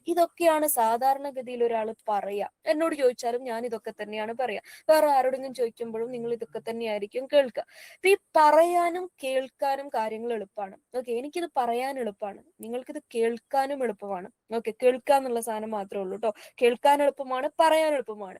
പക്ഷെ ഈ സാധനത്തെ ഇൻ പ്രാക്ടീസിലേക്ക് കൊണ്ടുവരുന്ന സമയത്ത്, നമ്മൾ അതിനൊരു പ്രാക്ടിക്കൽ സൈഡിലേക്ക് കൊണ്ടിടുന്ന സമയത്ത് പറയുന്ന പോലെയോ കേൾക്കുന്ന പോലെയോ എളുപ്പമായിരിക്കില്ല എന്നുള്ളതാണ്. ഓക്കെ, പറയുന്ന ആൾക്ക് പറഞ്ഞാൽ മതി, കേൾക്കുന്ന ആൾക്ക് ജസ്റ്റ് കേട്ടാൽ മതി. പക്ഷെ അതിനൊരു പ്രാക്ടിക്കൽ സൈഡിലേക്ക് നമ്മൾ അതിനെ ചെയ്യാൻ തുടങ്ങുമ്പം അതിനകത്ത് നമ്മുടെ കൃത്യമായിട്ടുള്ള ഡെഡിക്കേഷൻ ഉണ്ടായിരിക്കണം. അപ്പൊ സ്റ്റഡി പ്ലാൻ എങ്ങനെ ഉണ്ടാക്കണം എന്നുള്ളതിനെ കുറിച്ച് ധാരണ ഉണ്ടാവണം. നമ്മൾ എന്ത് ടാർഗറ്റ് വെക്കണം എന്നുള്ളതിനെ കുറിച്ച് കൃത്യമായി ധാരണ ഉണ്ടാവണം. ഉണ്ടാക്കിയ ടാർഗറ്റിനെ നമ്മൾ എങ്ങനെയാണ് ട്രാക്ക് ചെയ്യേണ്ടത് എന്നുള്ളതിനെ കുറിച്ച് കൃത്യമായിട്ടുള്ള അവഗാഹം ഉണ്ടാവണം. ഓക്കെ, ഈ നന്നായി പ്രാക്ടീസ് ചെയ്യാന്ന് പറയുമ്പോൾ അത് എങ്ങനെ എന്നുള്ളത് അറിയണം. ഡെയിലി ഗോൾ സെറ്റ് ചെയ്യാന്ന് പറയുമ്പോൾ അത് എന്ത് അർത്ഥത്തിലാണ് പറയുന്നത് എന്നുള്ളത് അറിയണം. ഓക്കെ, ഈ പിക്ചറുകളൊക്കെ ക്ലാരിഫൈ ചെയ്യണം. ഓക്കെ, അതുകൊണ്ടാണ് പറഞ്ഞത് നമ്മളൊരു പൊതുവെ നമ്മൾ നെറ്റിനോ അല്ലെങ്കിൽ മറ്റ് കോമ്പറ്റേറ്റീവ് എക്സാമിനോ പ്രിപ്പയർ ചെയ്യുന്ന ആളുകളോട് പറയാറുണ്ട്, പഠിക്കാൻ നിങ്ങൾക്കൊരു കോച്ചിങ് സെന്ററിന്റെ ആവശ്യമില്ല, പഠിക്കാൻ നിങ്ങൾക്കൊരു ടീച്ചറുടെ ആവശ്യവുമില്ല. പഠിക്കാൻ നിങ്ങൾക്ക് മെറ്റീരിയൽസ് മതി. പക്ഷെ ഒരു കോച്ചിങ് ഇൻസ്റ്റിറ്റ്യൂട്ടിന്റെയോ അല്ലെങ്കിൽ അത് പറഞ്ഞു തരുന്ന പഠിപ്പിച്ചു തരുന്ന ഒരു ടീച്ചറുടെയോ ഒരു അവരുടെ ഒരു റോൾ എന്താന്ന് ചോദിച്ചു കഴിഞ്ഞാൽ നമുക്ക് പഠിക്കാനുള്ള സാധനത്തിനെ കുറച്ചും കൂടി സിസ്റ്റമാറ്റിക് ആയിട്ട് എങ്ങനെ പഠിച്ചാൽ ആ ഒരു സ്കോറിലേക്ക് എത്തുമെന്നുള്ളതിനെ പറഞ്ഞു തരാനുള്ള ഫെസിലിറ്റേറ്റേഴ്സ് ആണ് എപ്പോഴും. അത് പറഞ്ഞു തരുന്ന അധ്യാപകരും അത് പഠിപ്പിച്ചു തരുന്ന കോച്ചിങ് സെന്റേഴ്സും ഒക്കെ. അതാണ് ഫോക്കസ് അക്കാഡമി പോലുള്ള കോച്ചിങ് സെന്ററുകളുടെ ഒക്കെ ഒരു റെലവൻസ് എന്ന് പറയുമ്പോഴും എങ്ങനെ മൂവ് ചെയ്യണം എന്ന് പറഞ്ഞു തരികയും നമ്മളെ അങ്ങനെ തന്നെ മൂവ് ചെയ്യാൻ ഡയറക്റ്റ് ചെയ്യുകയും ചെയ്യുന്ന ഒരു ആസ്പെക്ട് എന്നുള്ളത്. അല്ലാതെ ഈ സാധനങ്ങളൊക്കെ ഇങ്ങനെയാണ് എന്ന് നമ്മളിൽ എല്ലാവർക്കും അറിയാം, പക്ഷെ അതിൽ എങ്ങനെ നടക്കണം എന്നുള്ളതിനെ കുറിച്ചായിരിക്കും നമ്മൾക്കൊരു കൺഫ്യൂഷൻ ഉണ്ടാവുക. അപ്പൊ ഈ കാര്യങ്ങളൊക്കെ എങ്ങനെ, ഈ ടാക്ടിക്കുകൾ എങ്ങനെ നമുക്ക് ഇൻ പ്രാക്ടീസിലേക്ക് കൊണ്ടുവരാം എന്നുള്ളതാണ്.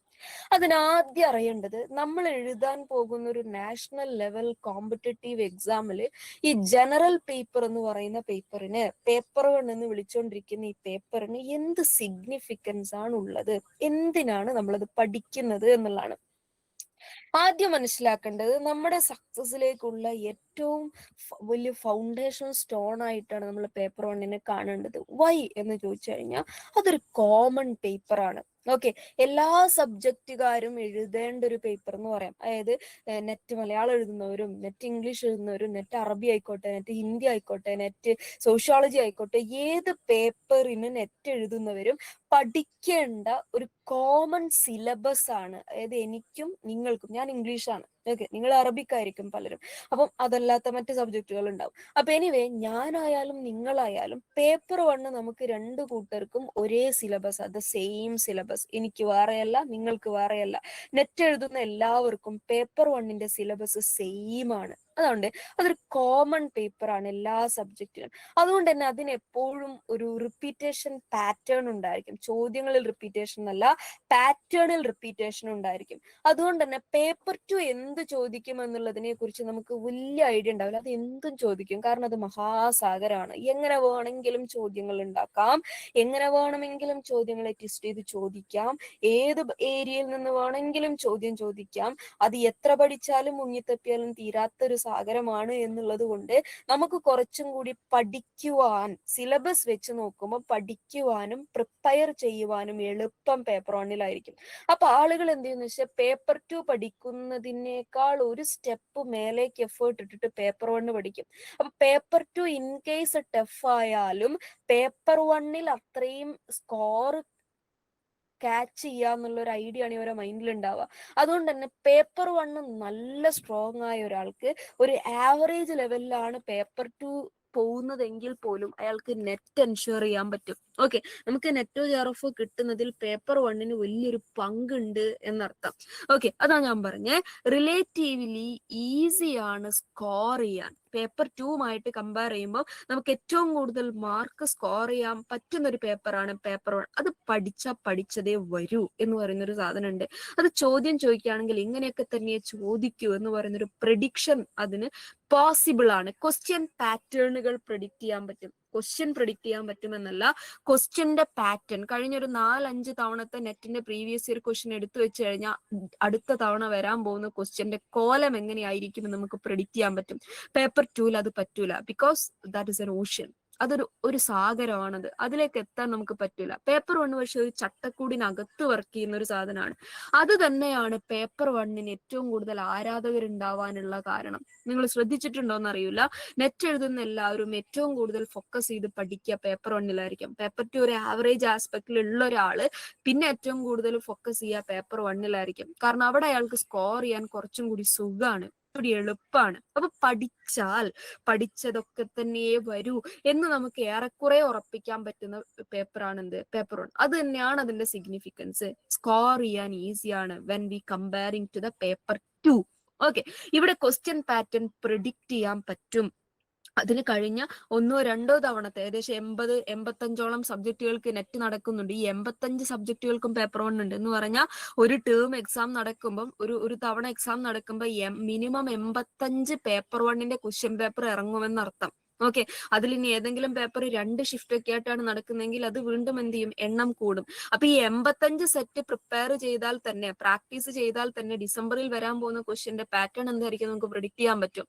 ഓക്കെ, ഈ 85 ക്വസ്റ്റ്യൻ പേപ്പർ പ്രാക്ടീസ് ചെയ്താൽ തന്നെ നമ്മൾ ഏകദേശം പേപ്പർ 1ന്റെ എല്ലാം എന്താ പറയാ അരച്ചു കലക്കി കുടിച്ചൊരു ആസ്പെക്റ്റിലേക്ക് നമ്മൾ കടക്കുകയും ചെയ്യും. ഓക്കെ, അതാണ് പേപ്പർ 2ന് പക്ഷെ അത് പോസിബിൾ അല്ല എന്നുള്ളതാണ്.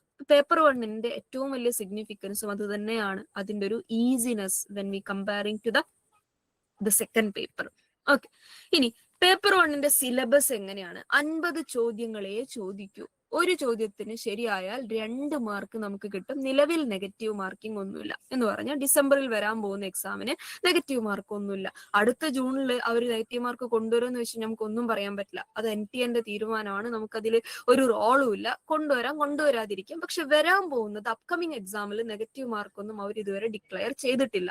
ഇനി വരും എന്ന ദിവസങ്ങളിൽ ഡിക്ലെയർ ചെയ്യാനും പോകുന്നില്ല. അങ്ങനെ ഡിക്ലെയർ ചെയ്യുകയാണെങ്കിൽ അവർ നേരത്തെ പറയും. കാരണം നെഗറ്റീവ് മാർക്കിംഗ് വരുമ്പം സിലബസിൽ ചെറുതായിട്ട് വേരിയേഷൻസ് വരും, ക്വസ്റ്റ്യൻ പാറ്റേണിൽ വേരിയേഷൻസ് ഒക്കെ വരും. ഓക്കെ, അതൊക്കെ ആദ്യമേ ഡിക്ലെയർ ചെയ്ത് മാത്രമേ എക്സാം നടത്തുള്ളൂ. ഡിസംബറിൽ വരാൻ പോകുന്ന എക്സാമിന് നമ്മൾ എന്ത് ചെയ്യേണ്ട ആവശ്യമില്ല, നെഗറ്റീവ് മാർക്കിനെ പേടിക്കേണ്ട ആവശ്യമില്ല. അത് വന്നിട്ടില്ല, അത് വരില്ല.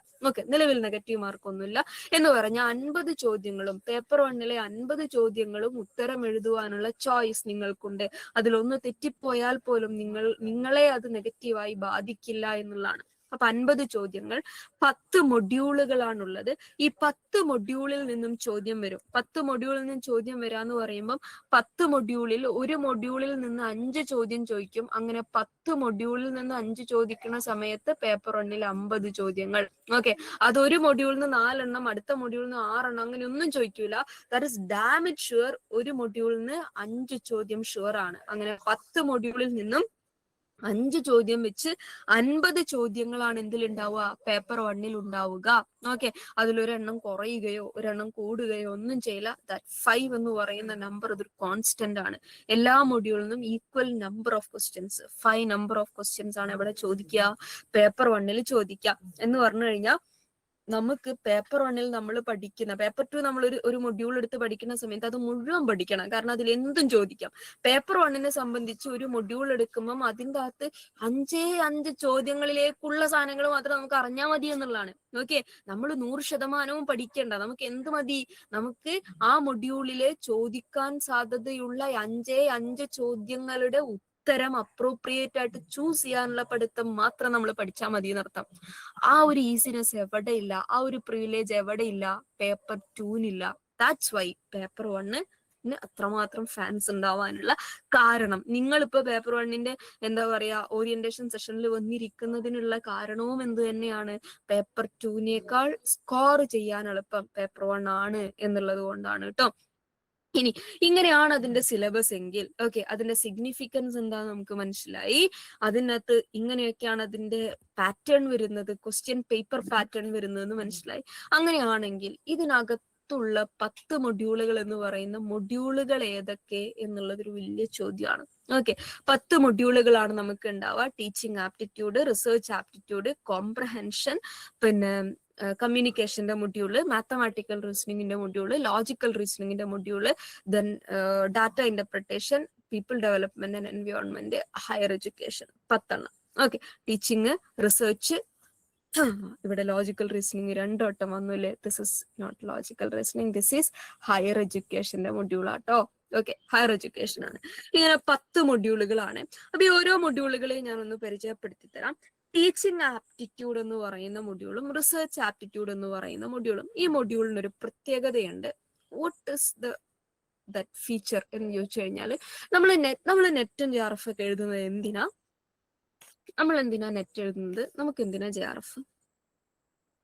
ജസ്റ്റ് ഒന്ന് ചാറ്റ് ബോക്സിൽ പറയാം. നമ്മൾ എന്തിനാ നെറ്റ് എഴുതുന്നത്? നമുക്ക് എന്തിനാ JRF? അല്ലെങ്കിൽ നിങ്ങൾ എന്തിനാ നെറ്റ് എഴുതുന്നത്? നിങ്ങൾക്ക് എന്തിനാ JRF? Research to become an assistant professor. Good. Okay, fine. JRF research. Okay. എന്ന് പറഞ്ഞാൽ നമ്മൾ നെറ്റും JRFും എഴുതുന്നത് ഒന്നുകിൽ അസിസ്റ്റന്റ് പ്രൊഫസർമാർ, അധ്യാപകരാവാൻ, കോളേജ് അധ്യാപകരാവാൻ, അല്ലെങ്കിൽ നമുക്ക് റിസർച്ച് ചെയ്യാൻ, ജാറഫിന്റെ തുകയൊക്കെ വാങ്ങി നല്ല അടിപൊളിയായിട്ട് റിസർച്ച് ചെയ്യാൻ. ഇതൊക്കെയാണ് നമ്മുടെ ലക്ഷ്യം എന്ന് പറയുന്നത്. അപ്പൊ സ്വാഭാവികമായും നമ്മളോട് പേപ്പർ 1 ചോദിക്കുന്ന ചോദ്യങ്ങളിൽ ടീച്ചിങ് ആപ്റ്റിറ്റ്യൂഡിന്റെയും റിസർച്ച് ആപ്റ്റിറ്റ്യൂഡിന്റെയും മൊഡ്യൂളിൽ കുറച്ച് ഡെപ്തിൽ ചോദ്യം ചോദിക്കും. ഓക്കെ, ബാക്കിയുള്ള മൊഡ്യൂളുകളുമായിട്ട് കമ്പയർ ചെയ്യുമ്പോൾ കുറച്ച് ആഴത്തിൽ ചോദ്യങ്ങൾ പ്രതീക്ഷിക്കേണ്ട 2 മൊഡ്യൂളുകളാണ്. ഒന്ന് ടീച്ചിങ് ആപ്റ്റിറ്റ്യൂഡ് ആണ്, രണ്ടാമത്തെ റിസർച്ച് ആപ്റ്റിറ്റ്യൂഡ് ആണ്. അത് മാത്രമാണ് നമുക്കൊരു ഡെപ്തിൽ, ഭയങ്കര ഡെപ്തിൽ ചോദ്യം ചോദിക്കുന്ന 2 മൊഡ്യൂള്.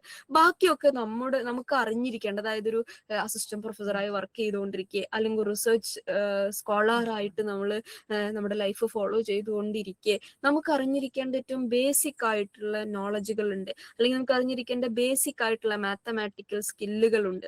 ഓക്കെ, മാത്തമാറ്റിക്കൽ സ്കില്ലുകളുണ്ട്. അപ്പൊ ഈ കാര്യങ്ങളെയൊക്കെ നമുക്ക് എങ്ങനെയാണ് 7 ICT അല്ലെ, ഹയർ എഡ്യൂക്കേഷൻ 10ാമത്തത് ഉണ്ട് അല്ലെ. Okay, thank you for the correction. Okay, higher education ഇവിടെ ഉണ്ട് കേട്ടോ, ഞാനത് ശ്രദ്ധിച്ചില്ല, ഞാൻ ഹയർ എഡ്യൂക്കേഷനാ മിസ്സായതെന്ന് കരുതി. ഓക്കെ, നമ്മൾ ടീച്ചിങ് ആപ്റ്റിറ്റ്യൂഡിലേക്കും റിസർച്ചിലേക്കും വരുന്ന സമയത്ത് നമ്മളെടുത്ത് അവരെന്ത് ചോദിക്കും, കുറച്ച് ആഴത്തിൽ ചോദിക്കും. കാരണം ബാക്കി മൊഡ്യൂളുകൾ, കമ്മ്യൂണിക്കേഷൻ ആയിക്കോട്ടെ, കോംപ്രഹെൻഷൻ ആയിക്കോട്ടെ, ഈവൻ മാത്സ് പോലും ആയിക്കോട്ടെ, നമ്മളൊരു കോമൺ പേഴ്സൺ ആയിട്ട് ഒരു സൊസൈറ്റിയിൽ ജീവിച്ചിരിക്കുക, നമുക്ക് അറിഞ്ഞിരിക്കേണ്ട ബേസിക് ആയിട്ടുള്ള ഒരു ഹയർ എഡ്യൂക്കേഷൻ മേഖലയിൽ നമ്മൾ വർക്ക് ചെയ്തുകൊണ്ടിരിക്കുമ്പോൾ നമുക്ക് അറിഞ്ഞിരിക്കേണ്ട ബേസിക് നോളജുകളെ കുറിച്ചാണ് ബാക്കിയുള്ളതൊക്കെ ചോദിക്കുക. എ കൈൻഡ് ഓഫ് GK ആണ് ബാക്കിയൊക്കെ. ഓക്കെ, ബേസിക് നോളജ് ആണ്, കോമൺ നോളജ് ആണ്. ടീച്ചിങ്ങും റിസർച്ചും അങ്ങനെയല്ല, അതിനേക്കാൾ ഒരു പടി കടന്ന് കുറച്ച് ഡെപ്തിൽ ചോദിക്കും. നമുക്ക് ഭാഗ്യം ഉണ്ടെങ്കിൽ ചില ടേമുകളിൽ ഭയങ്കര ഈസി ആയിട്ടും ചോദ്യങ്ങൾ വരാറുണ്ട് ഈ ടീച്ചിങ്ങിലും റിസർച്ചിലും ഒക്കെ. ഓക്കെ, അതിൽ ടീച്ചിങ് ആപ്റ്റിറ്റ്യൂഡിൽ ടീച്ചിങ്ങിന്റെ തിയറികൾ ഉണ്ടാവും, ടീച്ചിങ്ങുമായിട്ട് ബന്ധപ്പെട്ട ടീച്ചിങ് ലേണിംഗ് ആസ്പെക്റ്റുമായിട്ട് ബന്ധപ്പെട്ട അതിന്റെ സയൻസുകൾ ഉണ്ടാവും. ഓക്കെ, കുറച്ച് സൈക്കോളജിയിൽ നിന്നുള്ള കുറച്ച് മൊഡ്യൂളുകൾ ഉണ്ടാവും, അങ്ങനെ കുറച്ച് കാര്യങ്ങൾ. റിസർച്ചിലേക്ക് വരുന്ന സമയത്ത് റിസർച്ചുമായിട്ട് ബന്ധപ്പെട്ട ടൈപ്സ് ഓഫ് റിസർച്ചിന്റെ ഫീച്ചേഴ്സ്, അതിന്റെ ടെക്നിക്കാലിറ്റീസ്, അതിലുപയോഗിക്കുന്ന ടെക്നോളജീസ്, ഇങ്ങനത്തെ കുറെ കാര്യങ്ങളാണ് റിസർച്ചിലേക്ക് വരുമ്പോൾ ഉണ്ടാവുക. ഇനി കോംപ്രഹെൻഷന്റെ മൊഡ്യൂളിലേക്ക് വരുന്ന സമയത്ത് കോംപ്രഹെൻഷന്റെ അകത്ത് കോംപ്രഹെൻഷൻ എന്ന് പറയുന്ന വാക്കിന്റെ അർത്ഥം എന്താ? കോംപ്രഹെൻഷൻ എന്ന് പറയുന്ന വാക്കിന്റെ അർത്ഥം, കോംപ്രഹെൻഷൻ എന്നുള്ളതിനെ കൊണ്ട് നിങ്ങൾ മനസ്സിലാക്കിയൊരു മീനിങ് അറ്റ്ലീസ്റ്റ് റിപ്പീറ്റ് ചെയ്യുന്നവരെങ്കിലും should your answer. Paragraph question. Okay. ഈ കോംപ്രഹെൻഷൻ എന്ന് പറയുന്ന വാക്കിന്റെ അർത്ഥം മനസ്സിലാക്കുക എന്നുള്ളതാണ്. അണ്ടർസ്റ്റാൻഡ് ചെയ്യുക എന്നുള്ളതിന്റെ കുറച്ചും കൂടി എന്താ പറയുക ഓർണമെന്റേറ്റഡ് ആയിട്ടുള്ള വേർഡാണ് കോംപ്രഹെൻഷൻ എന്നുള്ളത്.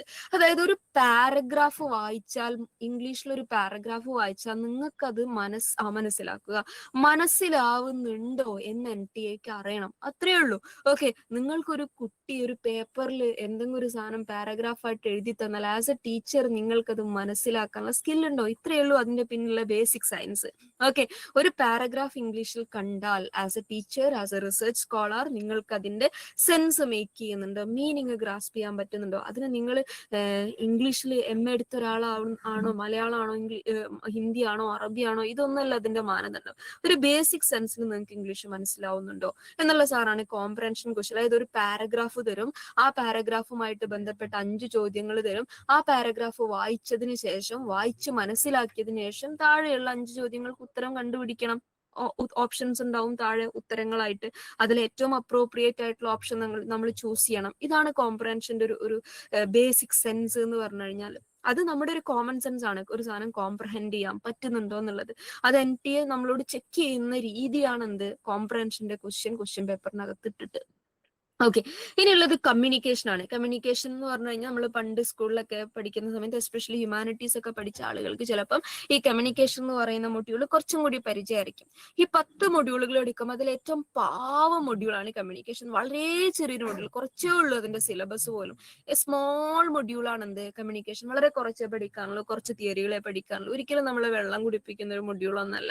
അതായത് കമ്മ്യൂണിക്കേഷൻ എങ്ങനെയാണ് നടക്കുന്നത്, കമ്മ്യൂണിക്കേഷനിൽ ആരൊക്കെ ഉണ്ട്, റിസീവർ ഉണ്ടാവും, സെന്റർ ഉണ്ടാവും, ചാനൽ ഉണ്ടാവും, അല്ലെ? അങ്ങനെ കുറെ അതിന്റെ എലമെന്റുകൾ കാര്യങ്ങളൊക്കെ ഉണ്ടാവുമല്ലോ. അതിന്റെ സയൻസും അതുമായിട്ട് ബന്ധപ്പെട്ട ടെക്നോളജിയും ഒക്കെ പറയുന്ന അതിന്റെ ബേസിക് സാധനങ്ങൾ പറയുന്ന മൊഡ്യൂളാണ് എന്ത്?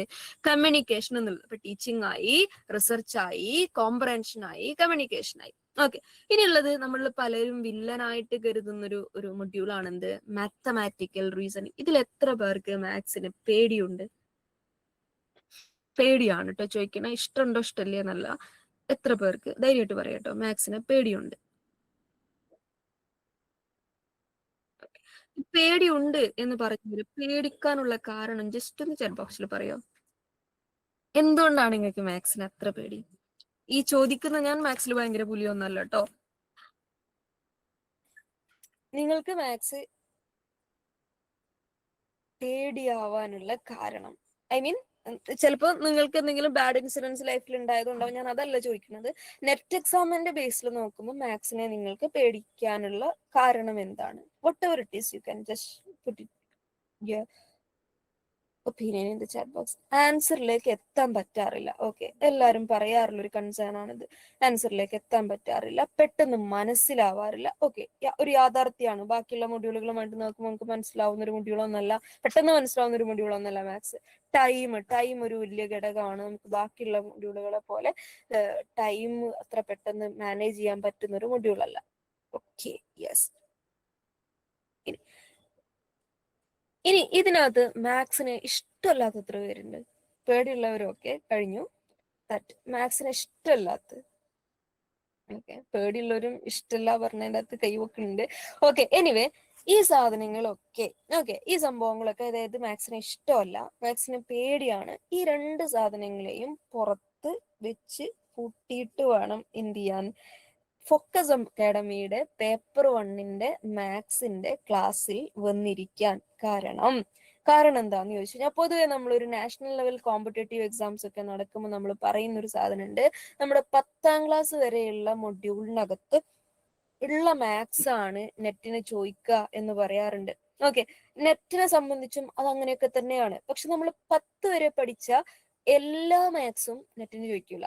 ബാക്കിയുള്ള കോമ്പറ്റീവ് എക്സാമിന് ഓൾമോസ്റ്റ് എല്ലാം ചോദിക്കും. നെറ്റിന് നമ്മൾ 10 വരെ പഠിച്ച എല്ലാ മാത്സിന്റെയും ആവശ്യമില്ല. As a person, as a എന്താ പറയുക, സിറ്റിസൺ ഓഫ് ഇന്ത്യ, അല്ലെങ്കിൽ as a person belongs to higher education, നമുക്ക് അറിഞ്ഞിരിക്കേണ്ട കോമൺ മാത്തമാറ്റിക്കൽ സാധനങ്ങളുണ്ട്. നന്നായിട്ട് കൂട്ടാൻ അറിയാം, കുറയ്ക്കാൻ അറിയാം, ഗുണിക്കാൻ അറിയാം, ഹരിക്കാൻ അറിയാം. ഇതൊക്കെ എല്ലാവർക്കും അറിയേണ്ട ഒരു സാധനമാണല്ലോ, ബേസിക് സെൻസിൽ അറിയേണ്ട ഒരു സാധനം. അത് നമുക്കുണ്ടോ എന്ന് ചെക്ക് ചെയ്യുന്ന പാകത്തിനുള്ള അതുമായിട്ട് ബന്ധപ്പെട്ട ചോദ്യങ്ങളാണ് എവിടെ ഉണ്ടാവുക? നെറ്റിന്റെ പേപ്പർ 1ലെ മാത്സിൽ ചോദിക്കുക. എന്ന് പറഞ്ഞാൽ 10 വരെ നമ്മൾ പഠിച്ച എല്ലാ മാത്സിനെയും നമുക്ക് ഇവിടെ വേണ്ട. അതാണ് പറയാനുള്ള ഒരു കാര്യം. രണ്ടാമത്തെ ഒരു കാര്യം എന്ന് പറഞ്ഞു കഴിഞ്ഞാൽ, മാത്സ് കോർ പേപ്പർ ആയിട്ട് അല്ലെങ്കിൽ സബ്ജക്ട് പേപ്പർ ആയിട്ട് വരുന്ന ചില സബ്ജക്റ്റുകളുണ്ട്, അതായത് കൊമേഴ്സ് പോലെയുള്ള പേപ്പറുകൾ. അവരല്ലാത്ത നമ്മളെ പോലെയുള്ള ഹ്യൂമാനിറ്റീസ് പേപ്പറുകളിൽ ഒരിക്കലും മാത്സ് അതിന്റെ ഭീകര രൂപത്തിൽ കാണാറില്ല. ഓക്കെ, ഭീകര രൂപത്തിൽ കാണാറില്ല. എന്താ പറയുക, ഭയങ്കര ഈസി എന്നുള്ളതല്ല കേട്ടോ, കമ്പാരിറ്റീവ്ലി ഈസി ആയിട്ടുള്ള ഒരു മൊഡ്യൂൾ അല്ലെങ്കിൽ ടൈപ്പ് ഓഫ് ക്വസ്റ്റ്യൻസ് ആയിട്ടാണ് നമ്മൾ ഹ്യൂമാനിറ്റി സബ്ജക്റ്റുകളുടെ പേപ്പർ 1ലെ മാത്സിന്റെ ചോദ്യങ്ങളെ കാണാറുള്ളത്. രണ്ടാമത്തെ ഒരു കാര്യം. മൂന്നാമത്തെ ഒരു കാര്യം എന്ന് പറഞ്ഞു കഴിഞ്ഞാൽ, നമ്മൾ മാത്സ് അരച്ച് കലക്കി കുടിച്ച് പണ്ഡിതന്മാരാവേണ്ട ആവശ്യമൊന്നും നെറ്റിന്റെ പേപ്പർ 1നില്ല. 5 ചോദ്യങ്ങൾക്ക് ഉത്തരം എഴുതാനുള്ള മാത്സ് അറിയണം. ഈ 5 ചോദ്യങ്ങൾ എന്ന് പറയുന്ന സമയത്ത് ഈ 5 ചോദ്യങ്ങൾക്കും ഓപ്ഷൻസ് ഉണ്ട്. ചില ചോദ്യങ്ങളൊക്കെ ഉത്തരത്തുനിന്ന് മേലോട്ട് കയറാൻ പറ്റുന്നതായിരിക്കും. ഓക്കെ, ഇതാണ് മറ്റൊരു അഡ്വാൻറ്റേജ് എന്നുള്ളത്. ഓക്കെ, ഇനി ഇതിൻ്റെ അകത്ത് നന്നായിട്ട് കൂട്ടാൻ അറിയാം, നന്നായിട്ട് കുറയ്ക്കാൻ അറിയാം, നന്നായിട്ട് ഗുണിക്കാൻ അറിയാം, നന്നായിട്ട് ഹരിക്കാൻ അറിയാം, without the help of calculator. ഈ സാധനം മാത്രം നമുക്ക് നന്നായിട്ട് അറിഞ്ഞാൽ മതി. ഇനി ഇതറിയാത്ത ആൾക്കാരൊക്കെ ഉണ്ടാവും. ഇതറിയാത്ത ആൾക്കാർക്കൊക്കെ നമ്മൾ അതിന്റെ ബേസിക് സെൻസിൽ തന്നെ കാര്യങ്ങൾ പറഞ്ഞു തരും എന്നുള്ളതാണ്. ഓക്കെ, ഒരിക്കലും പേടിക്കേണ്ടതില്ല. 50 ചോദ്യങ്ങൾ എന്നാൽ പിന്നെ ഈ 5 മാത്സിന്റെ ചോദ്യത്തെ ഞാൻ അങ്ങോട്ട് ഒഴിവാക്കിയിട്ട് ബാക്കി 45 ഞാൻ എഴുതിക്കോളാ എന്ന് വിചാരിച്ചാൽ അതിന് വേറെ പ്രശ്നമുണ്ട്.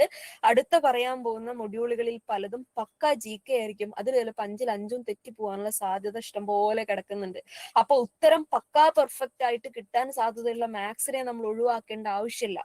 ഇനി പറയാൻ പോകുന്ന എൻവയോൺമെന്റ്, ഹയർ എഡ്യൂക്കേഷൻ, അതേപോലെ കമ്മ്യൂണിക്കേഷന്റെ ചില മൊഡ്യൂളുകൾ, ICTയുടെ മൊഡ്യൂൾ, ICTയിലെ 5 ചോദ്യങ്ങളിൽ 5 ചോദ്യങ്ങളും കംപ്ലീറ്റ്ലി ബിലോങ്സ് ടു GK ആണ്. ആ GK ഏതെങ്കിലും ഒന്ന് അറിഞ്ഞില്ലെങ്കിൽ ആ ചോദ്യമേ പോയി, കംപ്ലീറ്റ്ലി മാർക്ക് പോയി എന്നുള്ളതാണ്. അങ്ങനെ നോക്കുമ്പോൾ മാത്സിന്റെ 5 ചോദ്യങ്ങളും കൂടി നമ്മൾ അവിടെ സ്കിപ്പ് ചെയ്താൽ അവിടെ എന്തായി, അവിടെ മൊത്തം മാർക്ക് കയ്യിന്ന് പോകും. ഞാൻ പറയും എപ്പോഴും 50 ചോദ്യങ്ങളിൽ 50 ചോദ്യവും നമ്മൾ അറ്റൻഡ് ചെയ്യണം. ഈ 50 ചോദ്യവും അറ്റൻഡ് ചെയ്യാനുള്ള 10 മൊഡ്യൂളിലെയും സിലബസും പ്രീവിയസ് ഇയർ ക്വസ്റ്റ്യൻസ് നമ്മൾ പഠിച്ചിട്ടുണ്ടാവണം. കാരണം ഇത് എഴുതി വരുന്ന സമയത്ത് അല്ലെങ്കിൽ ആൻസർ ചെയ്ത് വരുന്ന സമയത്ത് പല മൊഡ്യൂളിൽ നിന്നും GK ആണ് ചോദിക്കുന്നത് എന്നുള്ളത് കൊണ്ട് തന്നെ ചിലപ്പോ നമ്മൾക്ക് ചില ചോദ്യങ്ങൾ തെറ്റിപ്പോവാനുള്ള ഒരു സാധ്യത അവിടെ കിടക്കുന്നുണ്ട്. ഓക്കെ, അപ്പൊ ഞാൻ പറയാം 50 ചോദ്യങ്ങളിൽ 45 ചോദ്യം നിർബന്ധമായി നമ്മൾ ശരിയാക്കിയേ തീരൂ ഇഫ് നിങ്ങളുടെ ഗോള് JRF നെറ്റോ ആണെങ്കിൽ. ഓക്കെ, 50 ചോദ്യങ്ങൾ 45 ചോദ്യം നമ്മൾ ശരിയാക്കിയാൽ മാത്രമേ നെറ്റോ JRF കിട്ടാനുള്ള ഒരു സേഫ് സോണിലേക്ക് നമ്മൾ എത്തുള്ളൂ. സേഫ് സോണിലേക്ക് നമ്മൾ എത്തുള്ളൂ. അപ്പൊ ഓൾറെഡി ബാക്കിയുള്ള 45-ൽ പിന്നെ 5 ചോദ്യങ്ങൾ എന്ന് പറയുന്നത് ഈ GK ചോദ്യങ്ങൾ നമുക്ക് തെറ്റാൻ സാധ്യതയുള്ള ചോദ്യങ്ങളെ ആന്റിസിപ്പേറ്റ് ചെയ്ത് വെച്ചാണ് ഈ 5 എണ്ണം. പിന്നെ ഈ മാത്തമാറ്റിക്സിൽ 5 ചോദ്യങ്ങൾ സ്കിപ്പ് ചെയ്ത് കഴിഞ്ഞാൽ അത് പിന്നെ 40 ആയിട്ട് കുറയും. ഓക്കെ, അപ്പൊ ഒരിക്കലും ചോദ്യങ്ങളെ സ്കിപ്പ് ചെയ്യുക എന്ന് പറയുന്ന ഒരു ആസ്പെക്റ്റിനെ നമ്മൾ എന്ത് ചെയ്യരുത്, തിങ്ക് ചെയ്യാനേ പാടില്ല. മാത്സ് ഒരു കീറാമുട്ടി അല്ല എന്നുള്ളതാണ് നിങ്ങൾ മനസ്സിലാക്കേണ്ടത്. അത് നമ്മള് മൊഡ്യൂളുകളിൽ ആദ്യത്തെ 1-ാമത്തെ 2-ാമത്തെ ഒക്കെ ക്ലാസ്സുകൾ കിട്ടി തുടങ്ങുമ്പോൾ തന്നെ നിങ്ങൾക്ക് മനസ്സിലാവും ഇത് അത്ര വലിയ പേടിക്കാനുള്ള സംഭവം ഒന്നും അല്ല എന്നുള്ളത്. കാരണം നമുക്ക് മാത്സ് മുഴുവൻ വേണ്ട, നമുക്ക് 5 ചോദ്യങ്ങൾ എഴുതാനുള്ള ബേസിക് മാത്തമാറ്റിക്സ് മതി. നമ്മുടെ കോമൺ സെൻസിൽ വർക്ക് ചെയ്യുന്ന മാത്തമാറ്റിക്സ് മാത്രമേ ഇവിടെ ആവശ്യമുള്ളൂ എന്നുള്ളതാണ്. ഓക്കെ, അതുകൊണ്ട് മാത്സിനെ പേടിക്കേണ്ടതില്ല. പിന്നെ ഇഷ്ടപ്പെടണ്ടേ എന്നുള്ളൊരു സാധനത്തിന്റെ ഒരു ആസ്പെക്റ്റിൽ എനിക്ക് പറയാനുള്ളത്, ഇഷ്ടപ്പെട്ട് പഠിക്കാൻ നമ്മൾ ആരും മാത്സ് മാസ്റ്റേഴ്സ് ആയിട്ട് ചെയ്യാൻ പോകുന്ന ആളുകളല്ല. ഓക്കെ, അതുകൊണ്ട് തന്നെ നമുക്ക് 5 ചോദ്യങ്ങൾക്ക് ഉത്തരം അറിയാനുള്ള ഒരു ചെറിയൊരു സാധനം, നമുക്ക് എന്തായാലും പഠിച്ചേ പറ്റൂ എന്നുള്ളൊരു സാധനത്തിന്റെ ബേസിലുള്ള ഇഷ്ടപ്പെടലുകൾ മാത്രം മതി. അല്ലാണ്ട് ഭീകരമായി അതിനെ ഇഷ്ടപ്പെടണം എന്ന് വാശി പിടിക്കാനും നമ്മൾ ആരുമില്ല. ഇനി അതല്ല, നെറ്റിനെ മാത്സ് പഠിച്ചിട്ട് നിങ്ങൾക്ക് പിന്നെ മാത്സിനെ ഭയങ്കര ഇഷ്ടമായി എന്നുള്ളൊരു അവസ്ഥയിലേക്ക് എത്തണമെങ്കിൽ ഇത് വെരി ഗുഡ്. എന്നെയൊക്കെ സംബന്ധിച്ച് ഞാൻ ഈ ഒരു സാധനത്തിന് ഇഷ്ടപ്പെട്ടത് ആഫ്റ്റർ നെറ്റിന്റെ പ്രിപ്പറേഷന് ശേഷമാണ് എന്നുള്ളതാണ്. അതിനുവേണ്ടിയാണ് പഠിച്ചത്. ദെൻ ഭയങ്കര ഇൻട്രസ്റ്റിംഗ് ആയിട്ടുള്ളൊരു ഏരിയ ആയിട്ട് അത് തോന്നി, ഭയങ്കര ഇഷ്ടമായി എന്നുള്ള ഒരു ആസ്പെക്റ്റിലേക്ക് ഞാൻ കിടക്കുന്നത് അവിടെയാണ്. അങ്ങനെ നമ്മൾ കിടക്കണമെന്നൊന്നും നിർബന്ധമില്ല, കിടക്കണം എന്നുള്ളവർക്ക് കിടക്കാം. പക്ഷെ ഇവിടെ നമ്മൾ 5 ചോദ്യങ്ങൾക്കുള്ള സാധനങ്ങൾ മാത്രം പഠിച്ചാൽ മതി എന്നുള്ളതാണ്. ഓക്കെ, അപ്പൊ പേടി, ഇഷ്ടമില്ലായ്മ ഈ 2 സാധനങ്ങളെയും പുറത്തു നിർത്തി മാത്രമേ ഫോക്കസിന്റെ മാത്സിന്റെ ക്ലാസ്സിലേക്ക് നിങ്ങൾ വരാവൂ. അതിനൊക്കെ പുറത്തിട്ട് പൂട്ടുക, എന്നിട്ടൊരു കാലി പേപ്പറും അതിൽ എഴുതാനുള്ള ആയുധം പേനയായിട്ട് ക്ലാസ്സിന് മുമ്പിൽ അല്ലെങ്കിൽ നിങ്ങളുടെ ഗൂഗിൾ മീറ്റിന് മുമ്പിൽ വന്നിരിക്കുക. ഫോളോ ദ ക്ലാസ്, അത്രയേ ഉള്ളൂ. ഫോളോ ദ ക്ലാസ്, അത് ഞാൻ പറയാം, ഫോളോ ദ ക്ലാസ്. അതിന്റെ അപ്പുറത്തുള്ള ബാക്കി പ്രജുഡിസുകള്, ഫിയേഴ്സ്, ഇതിനൊക്കെ ബാക്കിൽ നിർത്തുക. അതിനൊക്കെ അപ്പുറം നിർത്തിയിട്ട് then come and run with us എന്നുള്ള സാധനമാണ് മാത്സിന്റെ ഒരു ആസ്പെക്റ്റിൽ പറയാനുള്ളത്. പിന്നുള്ളത് ലോജിക്കൽ റീസണിങ് ആണ്. അതിന്റെ പേര് അങ്ങനെയൊക്കെ തന്നെയാണെങ്കിലും ഒരു തരത്തിലും ലോജിക്ക് ഫീൽ ചെയ്യാത്ത ചോദ്യങ്ങളെയാണ് നമ്മൾ ലോജിക്കൽ റീസണിങ്ങിൽ കാണുക. ഒരു തരത്തിലും നമുക്കതിൽ ലോജിക്ക് കിട്ടുകയില്ല. ഓക്കെ, എങ്ങനെ ആലോചിച്ചാലും വാട്ട് ഇസ് ദ ലോജിക് എന്ന് 100 തോന്നുന്ന ഒരു സാധനമാണ് ലോജിക്കൽ റീസണിങ്ങിന്റെ മൊഡ്യൂളുകളും അതിലെ ചോദ്യങ്ങളും എന്ന് വിചാരിച്ച് അതിനെ പേടിക്കേണ്ട ആവശ്യമില്ല. ഈ 10 മൊഡ്യൂളുകളിലെയും ഏറ്റവും എളുപ്പമുള്ള മൊഡ്യൂളാണ് ലോജിക്കൽ റീസണിങ്. വൺസ് അതിന്റെ തിയറട്ടിക്കൽ പാർട്ട് നമുക്ക് ക്ലിയർ ആയി കഴിഞ്ഞാൽ പിന്നെ ഇതിന് വേറൊരു പ്രിവിലേജും കൂടി ഉണ്ട്. ലോജിക്കൽ റീസണിങ്ങിന് എപ്പോഴും ഒരേ പാറ്റേണിലാണ് ചോദിക്കുക. ചോദ്യത്തിന്റെ പാറ്റേണിങ്ങിൽ വ്യത്യാസം ഉണ്ടാവാറില്ല. കാരണം അതിൻ്റെ അകത്ത് ചോദ്യങ്ങൾ ഉണ്ടാക്കുക എന്നുള്ളത്, അതായത് ബാക്കിയുള്ള മൊഡ്യൂളുകളുമായിട്ട് കമ്പയർ ചെയ്യുമ്പോൾ പുതിയ ചോദ്യങ്ങൾ വേറെ കുറെ ഉണ്ടാക്കുക എന്നുള്ളത് ചോദ്യകർത്താവിനെ സംബന്ധിച്ച് കുറച്ച് റെസ്ട്രിക്റ്റഡ് ആയിട്ടുള്ള ഒരു ടോപ്പിക് ആയതുകൊണ്ട് എപ്പോഴും ഒരേ പാറ്റേണിൽ മറിച്ചും തിരിച്ചും എല്ലാ തവണയും ചോദിക്കാറുള്ള ഒരു മൊഡ്യൂളാണ്. കഴിഞ്ഞൊരു 5 തവണത്തെ ലോജിക്കൽ റീസണിങ്ങിന്റെ മാത്രം ചോദ്യങ്ങൾ നമ്മൾ പ്രാക്ടീസ് ചെയ്താൽ തന്നെ ഡിസംബറിൽ വരാൻ പോകുന്ന ലോജിക്കൽ റീസണിങ്ങിന്റെ 5 ചോദ്യങ്ങളും ശരിയാക്കാനുള്ള സാധനം നമുക്ക് കിട്ടും. ബിക്കോസ് കംപ്ലീറ്റ്ലി റിപ്പീറ്റഡ് പാറ്റേണിൽ ചോദിക്കുന്ന ഒരു മൊഡ്യൂളാണ് എന്ത്, ലോജിക്കൽ റീസണിങ്. പിന്നുള്ളത് ICT പക്ക ഒരു GK ടോപ്പിക്കാണ്, ജനറൽ നോളജ് ആണ്. ഇൻഫർമേഷൻ കമ്മ്യൂണിക്കേഷൻ ടെക്നോളജി എന്ന് പറയും, IT മൊഡ്യൂളാണ്. അതായത് IT മേഖലയിലെ പുതിയ ടെക്നോളജീസ്, ഹയർ എഡ്യൂക്കേഷനിൽ ഇംപ്ലിമെന്റ് ചെയ്ത പുതിയ IT ഇനീഷ്യേറ്റീവ്സ്, അതേപോലെ പുതിയ ടെക്നോളജീസ്, AI ഇംപ്ലിമെന്റഡ് സാധനങ്ങൾ, ടീച്ചിങ് റിസർച്ച് മേഖലകളിൽ നമ്മൾ അപ്ലൈ ചെയ്യാറുള്ള ICT ടൂളുകൾ, ഇങ്ങനത്തെ കുറെ സാധനങ്ങൾ അതിന്റെ ഏറ്റവും ലേറ്റസ്റ്റ് ആസ്പെക്റ്റിൽ തന്നെ ചോദിക്കുന്ന ഒരു മൊഡ്യൂളാണ് എന്ത് ICT. അതിൽ തന്നെ ഭയങ്കര എളുപ്പമുള്ള ചോദ്യങ്ങളും ചോദിക്കാറുണ്ട്. ലാസ്റ്റിന്റെ മുമ്പത്തെ എങ്ങാണ്ട് എക്സാമിൽ ഈ ഫേസ്ബുക്ക്, ഇൻസ്റ്റാഗ്രാം ഒക്കെ പോലുള്ള, വാട്സാപ്പ് പോലുള്ള സാധനങ്ങളെ കുറിച്ചൊക്കെയാണ് ചോദ്യം ചോദിച്ചിട്ടുണ്ടായിരുന്നത്. അപ്പൊ അത്രയും ഈസിയുള്ള ചോദ്യങ്ങളും എക്സ്പെക്ട് ചെയ്യാൻ പറ്റുന്ന, എന്നാൽ GK ചോദ്യങ്ങൾക്ക് കുറച്ച് കൂടുതൽ മുൻതൂക്കമുള്ള മൊഡ്യൂളുകളിൽ ഒന്നാണ് എന്ത് ICT എന്നുള്ളത്. ഇനി അടുത്ത ആള് ഡാറ്റ ഇന്റർപ്രിട്ടേഷൻ ആണ്. അയാള് മാത്സുമായിട്ട് ചെറുതായിട്ട് കണക്ഷൻ ഉള്ള ഒരാളാണ്. അതായത് ഒരു ടേബിൾ തരും, ആ ടേബിളുമായിട്ട് ബന്ധപ്പെട്ട 5 ചോദ്യങ്ങൾ തരും, നമ്മളത് അനലൈസ് ചെയ്ത് ആ 5 ചോദ്യങ്ങൾ ഉത്തരം എഴുതണം എന്നുള്ളതാണ്. ആ അനലൈസ് ചെയ്യുക, ഡാറ്റ ഇന്റർപ്രറ്റ് ചെയ്യലാണ്. ഡാറ്റ എന്ന് പറഞ്ഞാൽ നമുക്ക് തന്ന ടേബിൾ ആയിരിക്കും ഡാറ്റ. ആ ഡാറ്റയെ ഇന്റർപ്രറ്റ് ചെയ്യുക, അവലോകനം ചെയ്യുക എന്ന് പറയുന്ന സമയത്ത് അതിന്റെ അകത്ത് ചോദിച്ചിട്ടുള്ള, ഇപ്പൊ സെയിൽസിനെ കുറിച്ചായിരിക്കാം, അല്ലെങ്കിൽ ഏതെങ്കിലും ഒരു പ്രോഡക്റ്റിന്റെ പെർച്ചേസിനെ കുറിച്ചായിരിക്കാം. അതിന് നമ്മൾ എന്ത് ചെയ്യുക, എത്ര സെയിൽ ഉണ്ടായി, ആ മാസം എത്ര ആവറേജ് പർച്ചേസ് ഉണ്ടായി, ഇങ്ങനെയൊക്കെ ആയിരിക്കും ചോദിക്കേണ്ടാവും. അപ്പൊ ആവറേജ് കണ്ടാൽ മതി. ഓക്കെ, അതേപോലെ സെയിൽ, ടോട്ടൽ സെയിൽ എത്ര, സെയിൽ ടോട്ടൽ ചെയ്താൽ മതി. അപ്പൊ ആ രീതിയിൽ ചോദ്യം ചോദിക്കുന്ന, നന്നായി കൂട്ടുക, കുറയ്ക്കുക, ഗുണിക്കുക, ഹരിക്കുക, ഈ സാധനം നിങ്ങൾക്ക് അറിയോ, അത് അതിന്റെ ചോദ്യം മനസ്സിലാക്കാനുള്ള ക്യാപ്പബിലിറ്റി നിങ്ങൾക്ക് ഉണ്ടോ എന്ന് മാത്രമേ. അതായത് ഇത് എന്തിനാണ് നമ്മുടെ പേപ്പർ വണ്ണിൽ ചോദിച്ചത്? സപ്പോസ് നമ്മളിപ്പോ ഒരു ടീച്ചർ ആയി കഴിഞ്ഞാൽ നമുക്കൊരു ക്ലാസ് ചാർജ് കിട്ടിയെന്ന് വിചാരിക്കാം. നമ്മളെ ക്ലാസ്സിൽ നമ്മൾ എടുത്ത പേപ്പറിന്റെ പാസ് പെർസെന്റേജ് എത്രയാന്ന് ചോദിക്കുമ്പോൾ കാൽക്കുലേറ്റർ ഇല്ലാതെ നമുക്ക് ഡാറ്റ വെച്ചിട്ട് എന്ത് ചെയ്യാൻ പറ്റണം? This is the percentage of my students എന്ന് പറയാൻ പറ്റണം. അത് ആ സ്കില്ല് നിങ്ങൾക്ക് ഉണ്ടോ നോക്കാൻ വേണ്ടിയാണ് ഇങ്ങനത്തെ സാധനങ്ങൾ എവിടെ തരുന്നത്, പേപ്പർ വണ്ണ് പോലെയുള്ള ജനറൽ മൊഡ്യൂളുകളിൽ തരുന്നത് എന്നുള്ളതാണ്. ഓക്കെ, അതും ഈ പറഞ്ഞ പോലെ പേടിക്കേണ്ടതില്ല എന്നുള്ളൊരു ആസ്പെക്ട്. അതൊക്കെ ആദ്യത്തെ 1-2 ക്ലാസ് കഴിയുമ്പോൾ തന്നെ നിങ്ങൾക്ക് മനസ്സിലാവും, ഓക്കെ ഇത് ഇത്രയേ ഉള്ളൂ എന്നുള്ളൊരു സാധനത്തിലേക്ക് നിങ്ങൾ എത്തും. പിന്നെയുള്ളത് പീപ്പിൾ ഡെവലപ്മെന്റ് ആൻഡ് എൻവയോൺമെന്റ് ആണ്. അതും ഈ പറഞ്ഞ പോലെ GK മൊഡ്യൂളാണ്.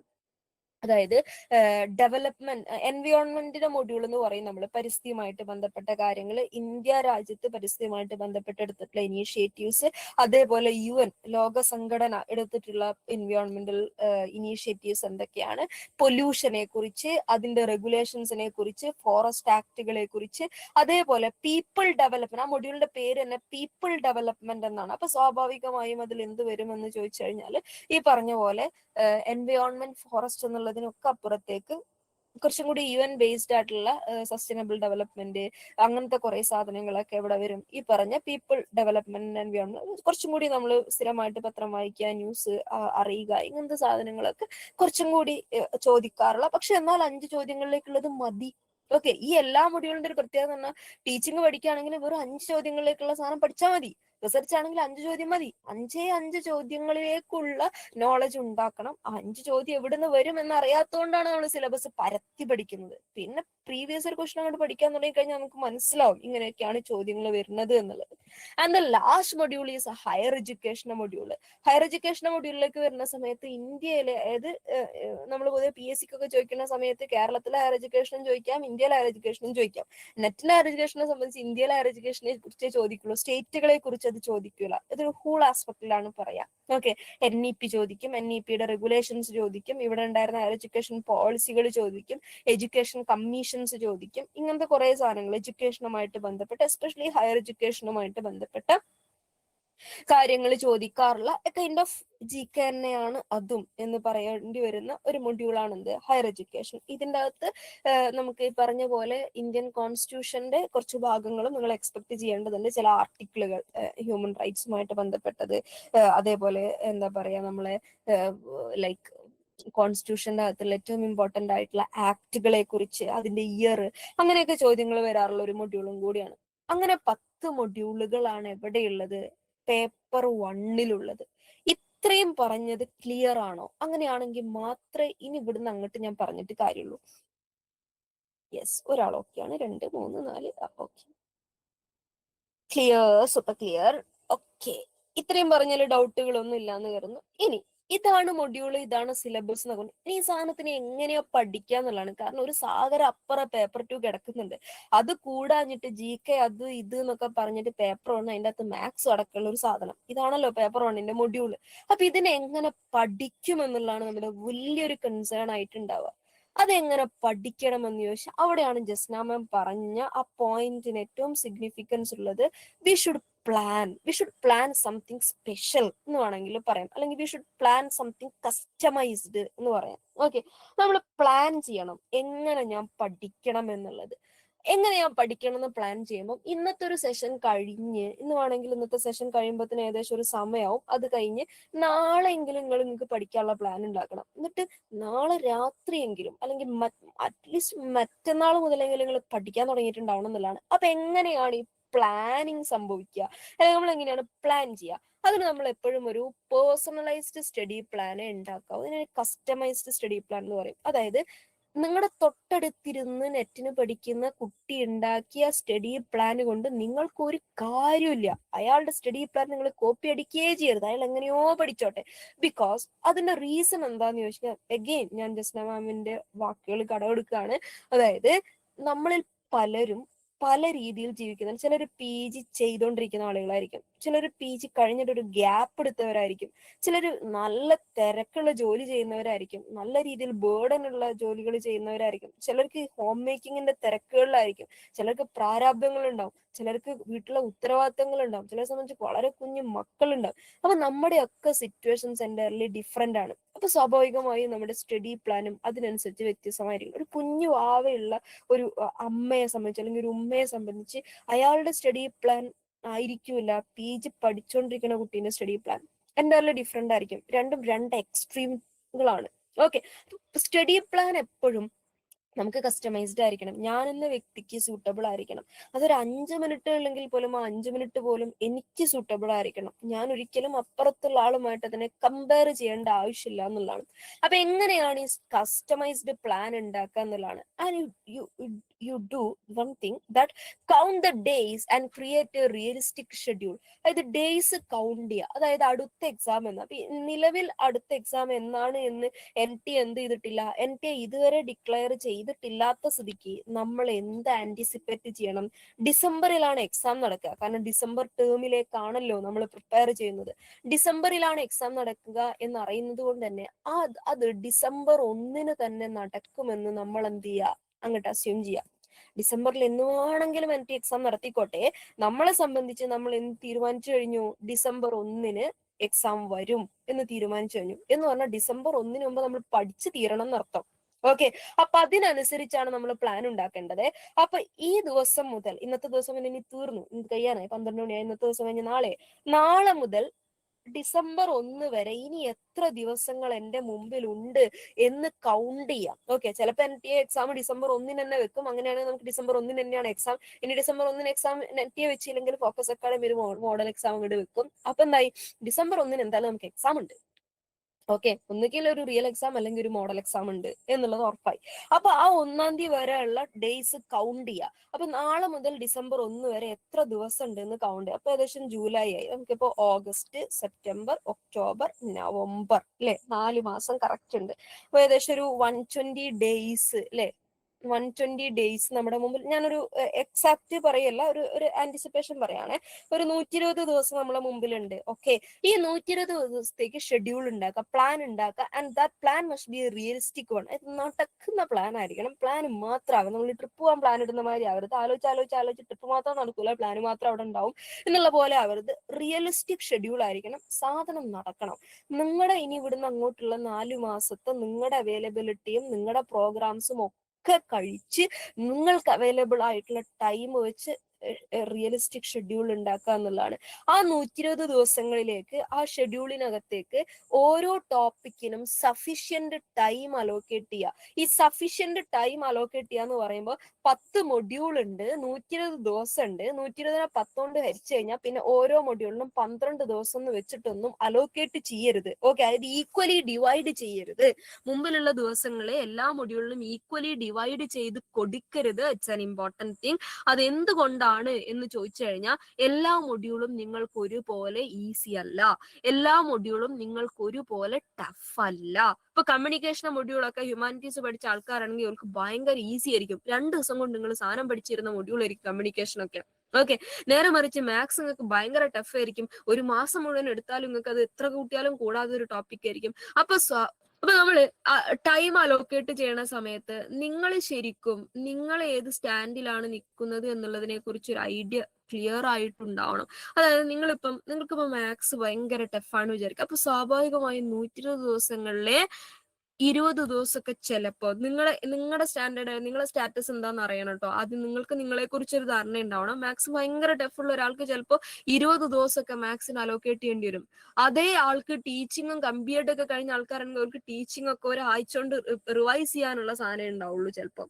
അങ്ങനെയുള്ള ആളുകൾ 1-2 ദിവസം അലോക്കേറ്റ് ചെയ്താൽ മതി സിലബസ് പഠിക്കാൻ, ടീച്ചിങ്ങിന്റെ നോക്കാൻ. ഓക്കെ, അപ്പൊ അങ്ങനെ നോക്കിയിട്ട് നിങ്ങളുടെ സ്ട്രോങ് ഏരിയ ഏത്, നിങ്ങളുടെ വീക്ക് ഏരിയ ഏത്, അങ്ങനെ നോക്കിയിട്ട് വേണം സഫീഷ്യന്റ്. അതാ ഞാൻ പറഞ്ഞ ഈക്വൽ ടൈം എന്നല്ല ഞാൻ പറഞ്ഞത്, സഫീഷ്യന്റ് ടൈം, ആവശ്യമായ സമയം അലോക്കേറ്റ് ചെയ്യുക ഓരോ ടോപ്പിക്കിനും. അത് കംപ്ലീറ്റ്ലി അപ് ടു യു ആണ്, നിങ്ങളുമായിട്ട് റിലേറ്റ് ചെയ്ത കാര്യമാണ്. അതിന് നമ്മൾ സ്ട്രെങ്ത് ആൻഡ് വീക്ക്നെസ് നമ്മൾ അറിയണം. നമ്മുടെ സ്ട്രോങ് ഏരിയ ഏതൊക്കെയാണ്, നമ്മുടെ വീക്ക് ഏരിയ ഏതൊക്കെയാണ് എന്നുള്ളത് നമ്മൾ അറിയണം. ഇനി അതേപോലെ ഇങ്ങനെയൊക്കെ നമ്മൾ ചെയ്യുന്ന സമയത്ത് പോലും നമ്മൾ എൻഷുർ ചെയ്യേണ്ട ഒരു സാധനമുണ്ട്. നമ്മൾ സിലബസ് കംപ്ലീറ്റ്ലി കവർ ചെയ്യണം എന്നുള്ളൊരു സാധനം. ഈവൻ നിങ്ങൾക്ക് ടീച്ചിങ് ഭയങ്കര എളുപ്പമുള്ള മൊഡ്യൂൾ ആണെങ്കിൽ പോലും നിങ്ങൾ ആ നെറ്റിന്റെ പ്രിസ്ക്രൈബ് ചെയ്ത സിലബസ് ഒരു വട്ടമെങ്കിലും വായിച്ചിട്ടുണ്ടാവണം. ഓക്കെ, ഒരു വട്ടമെങ്കിലും അതിൽ വെറുതെ എങ്കിലും കയറി ഇറങ്ങിയിട്ടുണ്ടാവണം. കയറി ഇറങ്ങുന്നുണ്ട് എന്നുള്ളത് എൻഷുർ ചെയ്യൽ മസ്റ്റ് ആണ്. Okay, it's A must thing. കാരണം ഒരു വട്ടമെങ്കിലും സിലബസ് കംപ്ലീറ്റ്ലി കവർ ചെയ്തിട്ടുണ്ടാവണം. അത് എങ്ങനെ കവർ ചെയ്യണം എന്ന് അറിയാത്ത ആളുകൾ എന്ത് ചെയ്യണം, നമ്മുടെ ക്ലാസ്സിന്റെ കൂടെ ഓടുക എന്നുള്ളതാണ്. നമ്മളത് കവർ ചെയ്യുന്നുണ്ട്. ഓക്കെ, നമ്മളത് ക്ലാസ്സുകളിലൂടെ മൊത്തം സിലബസ് നിങ്ങൾക്ക് കവർ ചെയ്ത് തരും. അപ്പൊ ഡെഫിനറ്റ്ലി നിങ്ങൾ എന്ത് ചെയ്യണം, അത് കവർ ചെയ്യുന്നുണ്ട് എന്നുള്ളത് നിങ്ങൾ ഉറപ്പുവരുത്താം. എന്നിട്ടോ maximise time efficiency and productivity. നമ്മുടെ ടൈം എഫിഷ്യൻസിയും പ്രൊഡക്ടിവിറ്റിയും കൂട്ടുക. ഈ ടൈം എഫിഷ്യൻസി കൂട്ടുക എന്ന് പറഞ്ഞു കഴിഞ്ഞാൽ തൊട്ടപ്പുറത്തിരിക്കുന്ന 2 മണിക്കൂർ പഠിക്കുന്നുണ്ട്, ഓനേക്കാൾ 1 മണിക്കൂർ കൂട്ടി 3 മണിക്കൂർ പഠിക്കുക. അതല്ല ടൈം എഫിഷ്യൻസി എന്നുള്ളത്. അതിനാ ഞാൻ പറഞ്ഞ് നമുക്ക് ഓരോരുത്തർക്കും ഡിഫറെന്റ് അവൈലബിലിറ്റി ആണ്, ഡിഫറെന്റ് ആയിട്ടുള്ള സ്റ്റഡി മെത്തേഡ്സ് ആണ്, ഡിഫറെന്റ് ആയിട്ടുള്ള കോംപ്രഹെൻഷൻ സ്കിൽസ് ആണ്. അപ്പൊ സ്വാഭാവികമായി നമ്മളെ ടൈം എഫിഷ്യൻസി എന്നുള്ളത് യുണീക്ക് ആയിരിക്കും. ഓക്കെ, എനിക്ക് ഒരു കാര്യം പഠിക്കാൻ ചിലപ്പോൾ 10 ദിവസം ആണെങ്കിൽ അതേ കാര്യം പഠിക്കാൻ നിങ്ങളെ സംബന്ധിച്ച് 2 ദിവസം മതിയാവും. അപ്പൊ എന്റെ ടൈം എഫിഷ്യൻസി ആ ടോപ്പിക്കിൽ 10 ദിവസവും നിങ്ങളുടെ ടൈം എഫിഷ്യൻസി ആ ടോപ്പിക്കിൽ 2 ദിവസമാണ്. ആ ദിവസങ്ങളെ നിങ്ങൾക്ക് അവൈലബിൾ ആയിട്ട് കിട്ടുന്ന, നിങ്ങൾക്ക് വേണ്ട ആ ദിവസങ്ങളെ എഫക്റ്റീവായിട്ട് മാക്സിമത്തിൽ ഉപയോഗിക്കുന്നുണ്ടെന്ന് ഉറപ്പുവരുത്തുക. അതൊരു കാര്യം കൂടി ഞാൻ പറയാം, പ്രൊഡക്റ്റീവായിട്ട് എന്ന് പറയാനുള്ളൊരു കാരണം, ചിലപ്പോൾ നല്ല രീതിയിൽ പ്രാരാബ്ദങ്ങളുള്ള, നല്ല രീതിയിൽ ബുദ്ധിമുട്ടുകളുള്ള, അല്ലെങ്കിൽ ചെറിയ കുഞ്ഞു മക്കളൊക്കെ ഉള്ള ആളുകളാണെങ്കിൽ അവരെ സംബന്ധിച്ച് സാധാരണ ഒരു PGക്ക് പഠിക്കുന്ന, അല്ലെങ്കിൽ കംപ്ലീറ്റ്ലി പഠിക്കാൻ വേണ്ടി മാത്രം ഒഴിഞ്ഞു വെച്ച ജീവിതമുള്ള ഒരാള് പഠിക്കുന്ന അത്രയും സമയം പഠിക്കാൻ പറ്റൂല. അയാളെ സംബന്ധിച്ച് കുട്ടി ഇറങ്ങുന്ന ഒരു 10 മിനിറ്റോ 15 മിനിറ്റോ കിട്ടുള്ളൂ, അല്ലെങ്കിൽ കുട്ടി ഇറങ്ങുന്ന ഏർലി മോർണിംഗ് ടൈം മാത്രമേ ഉണ്ടാവുള്ളൂ. ആ ടൈം, ആ കിട്ടുന്നത് ഒരു 5 മിനിറ്റ് ആണെങ്കിൽ പോലും, അതൊരു 10 മിനിറ്റ് ആണെങ്കിൽ പോലും പഠിക്കുന്നത് വൃത്തിക്ക് പഠിക്കാം. ഓക്കെ, ആ 5 മിനിറ്റിൽ നിങ്ങൾക്ക് പഠിക്കാൻ പറ്റുന്നത് ഒരു മൊഡ്യൂളിലെ ഒരൊറ്റ ചോദ്യമാണെങ്കിൽ പോലും പഠിക്കുന്ന സാധനം വൃത്തിക്ക് പഠിക്കുക എന്നുള്ളതാണ് എന്ത് പ്രൊഡക്റ്റീവ് ലേണിംഗ് കൊണ്ട് അർത്ഥമാക്കുന്നത്. അപ്പൊ ഒരുപാട് എന്തൊക്കെയോ പഠിച്ച ആളെക്കാൾ നന്നായി പഠിച്ചിട്ടുണ്ടാവുക നിങ്ങളായിരിക്കും. ബിക്കോസ് നിങ്ങൾ പഠിക്കുന്നത് വൃത്തിക്ക് പഠിക്കുന്നുണ്ട്. ഒരു ദിവസം നിങ്ങൾക്ക് പഠിക്കാൻ പറ്റുന്ന ഒരൊറ്റ ചോദ്യമാണെങ്കിൽ പോലും ആ ഒരൊറ്റ ചോദ്യം വൃത്തിക്ക് പഠിക്കുക. അതിന് എങ്ങനെ തിരിച്ചും മറിച്ചും ചോദിച്ചാലും നിങ്ങൾ അതിന് ആൻസർ എഴുതാൻ കാപ്പബിൾ ആണെന്നുള്ള ലെവലിൽ അങ്ങോട്ട് പഠിക്കാം. അപ്പൊ നിങ്ങൾ അതിലെന്താവും, അതിനെ പ്രൊഡക്റ്റീവായിട്ട് ഉപയോഗിക്കുന്ന ഒരു ലേണർ ആയിട്ട് മാറും. ഈ രീതിയിൽ മാത്രമേ നിങ്ങൾ എന്ത് ചെയ്യാൻ പാടുള്ളൂ, നിങ്ങളുടെ ടൈമും നിങ്ങളുടെ അവൈലബിലിറ്റിയും നിങ്ങൾ പ്ലാൻ ചെയ്യാൻ പാടുള്ളൂ. അതൊരിക്കലും ഇപ്പം 24 ശരിക്കും നന്നായിട്ട് ഏറ്റവും നന്നായിട്ട് പഠിക്കുന്ന ഏറ്റവും ബെസ്റ്റ് മെത്തേഡ് എന്താണെന്ന് ചോദിച്ചു കഴിഞ്ഞാൽ 24 മണിക്കൂറും പഠിക്കാൻ പറ്റലാണ് ഏറ്റവും നല്ല മെത്തേഡ്. പക്ഷെ 24 മണിക്കൂറും പഠിക്കുക എന്നുള്ളത് ഹ്യൂമൻലി പോസിബിൾ ആയിട്ടുള്ള കാര്യമല്ല. 24 മണിക്കൂറും ഒരു മനുഷ്യൻ പഠിക്കുന്നുണ്ടെങ്കിൽ അയാൾക്ക് എന്തോ കുഴപ്പമുണ്ടെന്നാണ് അർത്ഥം. ഓക്കെ, 24 മണിക്കൂർ ഒരു മനുഷ്യൻ പഠിക്കാന്ന് പറഞ്ഞാൽ something is wrong with that person. എന്തോ ഒരു പ്രശ്നം അയാൾക്കുണ്ട്. ബിക്കോസ് മനുഷ്യനായിരിക്കുക എന്നുള്ളതിന്റെ ബേസിക് സാധനങ്ങളാണല്ലോ നമ്മൾ മറ്റെന്തൊക്കെയോ കൂടെ ചെയ്യുന്നു. നമ്മൾ സിനിമ കാണുന്നു, പാട്ട് കേൾക്കുന്നു, ട്രിപ്പ് പോകുന്നു, അല്ലെങ്കിൽ നമ്മൾ കുറച്ചു ദിവസം ടൈം ഔട്ട് ആയിരിക്കുന്നു എന്നുള്ള സാധനങ്ങളൊക്കെ നമ്മൾ മനുഷ്യരാണ് എന്നുള്ളതിന്റെ തെളിവുകളാണ്, നമ്മൾ നോർമൽ ആണ് എന്നുള്ളതിന്റെ തെളിവുകളാണ്. ഓക്കെ, അപ്പൊ നമ്മൾ അതിന്റെയൊക്കെ കൂടെ അതൊക്കെ കഴിഞ്ഞ് നമ്മൾ ഉറങ്ങാനുള്ള സമയവും, ഭക്ഷണം കഴിക്കാനുള്ള സമയവും, ചിൽ ഔട്ട് ആവാനുള്ള സമയവും, ബാക്കിയുള്ള ഫാമിലി ടൈമും ഇതൊക്കെ മാറ്റി വെച്ചതിന് ശേഷമുള്ള നമുക്ക് അവൈലബിൾ ആയിട്ടുള്ള that time must be productive one. That time must be N efficient one. എന്നുള്ള സാധനം നമ്മൾ എൻഷുർ ചെയ്താൽ മതി. എന്ന് വിചാരിച്ച് ചിൽ ഔട്ട് മാത്രമായി പോരുത്, എന്ന് വിചാരിച്ച് സിനിമ മാത്രമായി പോരുത്, എന്ന് വിചാരിച്ച് ഫാമിലി ടൈം മാത്രമായി പോരുത്. ഇത്രയേ ഉള്ളൂ. അതിന്റെ കൂടെ വേണം ബാലൻസ്ഡ് ആയിട്ട് കൊണ്ടുപോകാൻ പറ്റണം. Because we are adult learners എന്ന് പറയുന്ന സാധനം നമ്മളെ മൈൻഡിൽ ഉണ്ടാവണം. അപ്പൊ ഇന്ന് കിടന്നുറങ്ങി നാളെ രാവിലെ നേരത്തെ എണീച്ചൊരു പ്ലാൻ ഉണ്ടാക്കുവോ? പ്ലാൻ ഉണ്ടാക്കുക എന്നുള്ളതാണ്. പ്ലാൻ ഉണ്ടാക്കിയിട്ടില്ലെങ്കിൽ മുമ്പോട്ട് പോകാൻ പറ്റില്ല. നമ്മൾ എന്തെങ്കിലുമൊക്കെ പഠിക്കും. പ്ലാൻ ഇല്ലെങ്കിൽ ഒരു പ്രശ്നത, നമ്മൾ എന്തെങ്കിലുമൊക്കെ പഠിക്കും. ഇന്ന് റിസർച്ച് പഠിക്കും, നാളെ നമുക്ക് ടീച്ചിങ് പഠിക്കാൻ തോന്നിയിട്ട് അത് പഠിക്കും. പിന്നെ റിസർച്ച് ഇപ്പൊ അവിടെ കൊട്ടക്കണക്കിന് വേറെ ബാക്കി കിടക്കുന്നുണ്ടാവും, അതിലേക്ക് പിന്നെ നമ്മൾ തിരിച്ചു വരില്ല. അപ്പൊ plan means A kind of time table. ഇപ്പം ഫോർ എക്സാമ്പിൾ എൻ്റെ ഒക്കെ ഒരു കേസ് പറയുകയാണെങ്കിൽ, നമ്മൾ വർക്കിംഗ് പേഴ്സൺസ് ആണ്. അപ്പൊ എന്നെ സംബന്ധിച്ച് എനിക്ക് പഠിക്കാൻ കിട്ടുന്ന the very best time is early morning. ഒരു 4 to 5 വരെയുള്ള ഒരു സമയം, അല്ലെങ്കിൽ 4 to 5:30 വരെയുള്ള സമയമാണ് എനിക്ക് പഠിക്കാൻ കിട്ടുമായിരുന്ന ദ ബെസ്റ്റ് ടൈം എന്ന് പറയുന്നത്. അപ്പൊ ഞാൻ എന്ത് ചെയ്യും, അടുത്ത 120 ദിവസം എനിക്ക് കിട്ടാൻ പോകുന്നത് ഈ 4 മുതൽ 5 വരെയുള്ള 1.5 മണിക്കൂർ സമയമാണ്. ഈ 1.5 മണിക്കൂർ സമയത്തിലേക്ക് മാത്സ് എനിക്ക് ടഫ് ആണെങ്കിൽ ഞാൻ സ്വാഭാവികമായി 120 ദിവസത്തിലെ 20 ദിവസങ്ങൾ മാത്സിന്റെ സിലബസ് പഠിക്കാൻ മാറ്റിവെക്കും. പിന്നെ ബാക്കി 100 ദിവസങ്ങളാണ്. അതിനപ്പോ എനിക്ക് കമ്മ്യൂണിക്കേഷൻ കുറച്ചുകൂടി എളുപ്പമാണെങ്കിൽ അതിന്റെ സിലബസ് പഠിക്കാൻ എനിക്ക് 1.5 ദിവസമോ 2 ദിവസമോ മതിയാവും. ഓക്കെ, 2 ദിവസത്തെ 1.5 മണിക്കൂർ മതി എന്നുണ്ടെങ്കിൽ അതിലേക്ക് ഞാൻ വരാം. ക്ലാസ്സിന്റെ ഓർഡർ അനുസരിച്ചല്ലേ പഠിക്കാൻ പറ്റുക എന്നുള്ളത്. ആ ഒരു ആസ്പെക്റ്റിലേക്ക് നമ്മൾ വരാം കേട്ടോ. ആ ഒരു രീതിയിൽ നമ്മൾ എന്ത് ചെയ്യും, അങ്ങനെ അലോക്കേറ്റ് ചെയ്യും. ഇനി ഈ സാധനം ഇപ്പൊ ഞാൻ പറഞ്ഞ കാര്യം ഉണ്ടല്ലോ, ഇപ്പൊ ഞാൻ പറഞ്ഞ സാധനം ഒരിക്കലെങ്കിലും നെറ്റ് എഴുതി സിലബസിൽ ഇന്നതൊക്കെയാണ് ഉള്ളത് എന്നറിഞ്ഞ ഒരാളെ സംബന്ധിച്ച് മാത്രമേ ഈ 120 ദിവസങ്ങളെ എന്താക്കാൻ പറ്റൂ. ഈ 120 ദിവസങ്ങളിൽ ഇന്ന മൊഡ്യൂള് പഠിക്കണം എന്ന് പ്ലാൻ ചെയ്യാൻ പറ്റൂ. നേരെ മറിച്ച് ആദ്യമായി നെറ്റ് എഴുതുന്ന ഒരാളെ സംബന്ധിച്ച് ഈ 120 ദിവസത്തിൽ ആദ്യം ഏത് സബ്ജക്ട് പഠിക്കണം, അതിൽ എന്ത് പഠിക്കണം എന്നുള്ളതിനെ കുറിച്ച് ഒരു അന്തവും കുന്തും ഉണ്ടാവില്ല. ഫുൾ എയറിലായിരിക്കും. അവര് ചെയ്യേണ്ട കാര്യം എന്ന് പറഞ്ഞു കഴിഞ്ഞാൽ ഫോക്കസിന്റെ ക്ലാസിന്റെ കൂടെ ഓടുക. ഫോക്കസിന്റെ ക്ലാസ്സിൽ ഇപ്പൊ സപ്പോസ് നിങ്ങൾക്ക് ടീച്ചിങ്ങിന്റെ മൊഡ്യൂളാണ് ആദ്യം തരുന്നതെങ്കിൽ, ആദ്യം നിങ്ങൾക്ക് പഠിപ്പിക്കണതെങ്കിൽ എന്ത് ചെയ്യണം, നിങ്ങൾ പഠിക്കേണ്ടത് എന്താ, ടീച്ചിങ് ആപ്റ്റിറ്റ്യൂഡിൽ തുടങ്ങുക. അതായത് ഇത്രയേ പറയുന്നുള്ളൂ. നിങ്ങൾക്ക് ഒരു ദിവസം ഒരു റെക്കോർഡഡ് ക്ലാസ്സിന്റെ വീഡിയോ തരുന്നുണ്ടാവാം, അല്ലെങ്കിൽ ഇന്ന ദിവസം ഒരു ലൈവ് ക്ലാസ് ഉണ്ടാവാം, അല്ലെങ്കിൽ ഇന്ന ദിവസം ഒരു വാട്ട് വീക്കെൻഡ്സ് നമുക്ക് ഒരു മോക്ക് ടെസ്റ്റ് തരുന്നുണ്ടാവാം. വട്ട് എവർ ഇറ്റ് ഈസ്, അതിന്റെ അകത്തുള്ള ടോപ്പിക്കിനെ പഠിക്കുക. പക്ഷെ നിങ്ങളെ കയ്യിൽ എന്തുണ്ടാവണം, ഇപ്പൊ സപ്പോസ് നിങ്ങൾ ഞാൻ ഇതൊന്ന് വായിക്കണ്ടേ. ഞാൻ ആദ്യമായി നെറ്റ് എഴുതുന്ന ഒരാളാണ് വിചാരിക്കുക. ഞാൻ ഫോക്കസ് അക്കാഡമിയിൽ ജോയിൻ ചെയ്തതാണ്. അപ്പൊ എനിക്ക് പ്ലാൻ ഉണ്ടാക്കണം. ഞാൻ നാളെ പ്ലാൻ ഉണ്ടാക്കണം. എങ്ങനെ പ്ലാൻ ഉണ്ടാക്കണം, ഇതൊരിക്കലും എന്റെ കൺസേൺ ഉണ്ടാവും. നിങ്ങൾ ചോദിച്ചാൽ കൺസേൺ അതാണെന്ന് എനിക്ക് മനസ്സിലായി. ഓക്കെ, അപ്പൊ അതെങ്ങനെ എന്ന് ചോദിച്ചാൽ ഞാൻ എന്തുണ്ടാക്കും, ഞാനൊരു എന്നെ സംബന്ധിച്ച് ഞാൻ എന്റെ ലാപ്പ് തുറന്ന് അതിന്റെ അകത്ത് എക്സലിന്റെ ഒരു ഷീറ്റ് എടുക്കും. എന്നിട്ട് എന്ത് ചെയ്യും, അതിന്റെ അകത്ത് ഒരു കോളം ഡേറ്റ്, ഒരു കോളം ടൈം, ഓക്കെ, ഒരു കോളം ടോപ്പിക്, ഇങ്ങനെ ആയിട്ടുണ്ടാക്കും. എന്റെ ബേസിക് സാധനമാണ് കേട്ടോ. ഓക്കെ, അപ്പൊ സ്വാഭാവികമായി ഞാൻ അടുത്ത 4 മാസത്തേക്ക് എക്സലിന്റെ അകത്ത് ഉണ്ടാക്കുന്ന സമയത്ത് നമുക്ക് ഡേറ്റ് ഇങ്ങനെ കോപ്പി ചെയ്യാൻ എളുപ്പമാണ്. ഡ്രാഗ് ചെയ്ത് കഴിഞ്ഞാൽ കണ്ടിന്യൂഷൻ ആയിട്ട് അങ്ങോട്ട് വരും. ഓക്കെ, അടുത്ത 4 മാസത്തെ ഡേറ്റ് ഞാൻ ഇവിടെ ഇങ്ങനെ ഫില്ല് ചെയ്തിട്ടുണ്ടാവും. അല്ലെങ്കിൽ അടുത്ത ഒരു മാസത്തേക്ക് നിങ്ങൾക്ക് വേണമെങ്കിൽ ഒരു മാസത്തേക്ക് എന്നുള്ള രീതിയിൽ ടൈം ടേബിൾ ഉണ്ടാക്കാം. എന്നെ സംബന്ധിച്ച് 4 മാസത്തേക്ക് അങ്ങനെ ഒന്നിച്ചുണ്ടാക്കുന്ന ഒരാളാണ്. അപ്പൊ അങ്ങനെ ഡേറ്റ് ഇടുന്നു. ദെൻ ഓരോ ദിവസം ഇപ്പം ഞാൻ കോൺസ്റ്റന്റ് ആയിട്ട് ഞാൻ പഠിക്കുന്ന ഒരു സമയം ഉണ്ടെങ്കിൽ അത് ഫില്ല് ചെയ്താൽ മതി. ഓക്കെ, ഇനി അതെല്ലാം നിങ്ങൾക്ക് ഇപ്പൊ ചിലപ്പോൾ ഇതൊരു സൺഡേ ആണ് വിചാരിക്കുക, അന്ന് നിങ്ങൾക്ക് ഒരു കല്യാണം ഉണ്ട് വിചാരിക്കുക. അപ്പൊ കല്യാണം ഉണ്ടെങ്കിൽ ചിലപ്പോൾ നിങ്ങൾ ഓൾറെഡി പ്ലാൻ ചെയ്ത സമയത്ത് നിങ്ങൾക്ക് പഠിക്കാൻ പറ്റില്ല. അപ്പൊ സ്വാഭാവികമായി അന്ന് പഠിക്കാൻ പറ്റുന്ന ഒരു ടൈമിന് നിങ്ങൾ എന്ത് ചെയ്യണം. അപ്പൊ എനിക്ക് അന്ന് രാത്രി 8 മണി മുതൽ 10 മണി വരെയാണ് പഠിക്കാൻ പറ്റുക വിചാരിക്കുക. അപ്പൊ ടൈം ഡിഫറെന്റ് ആയിരിക്കും.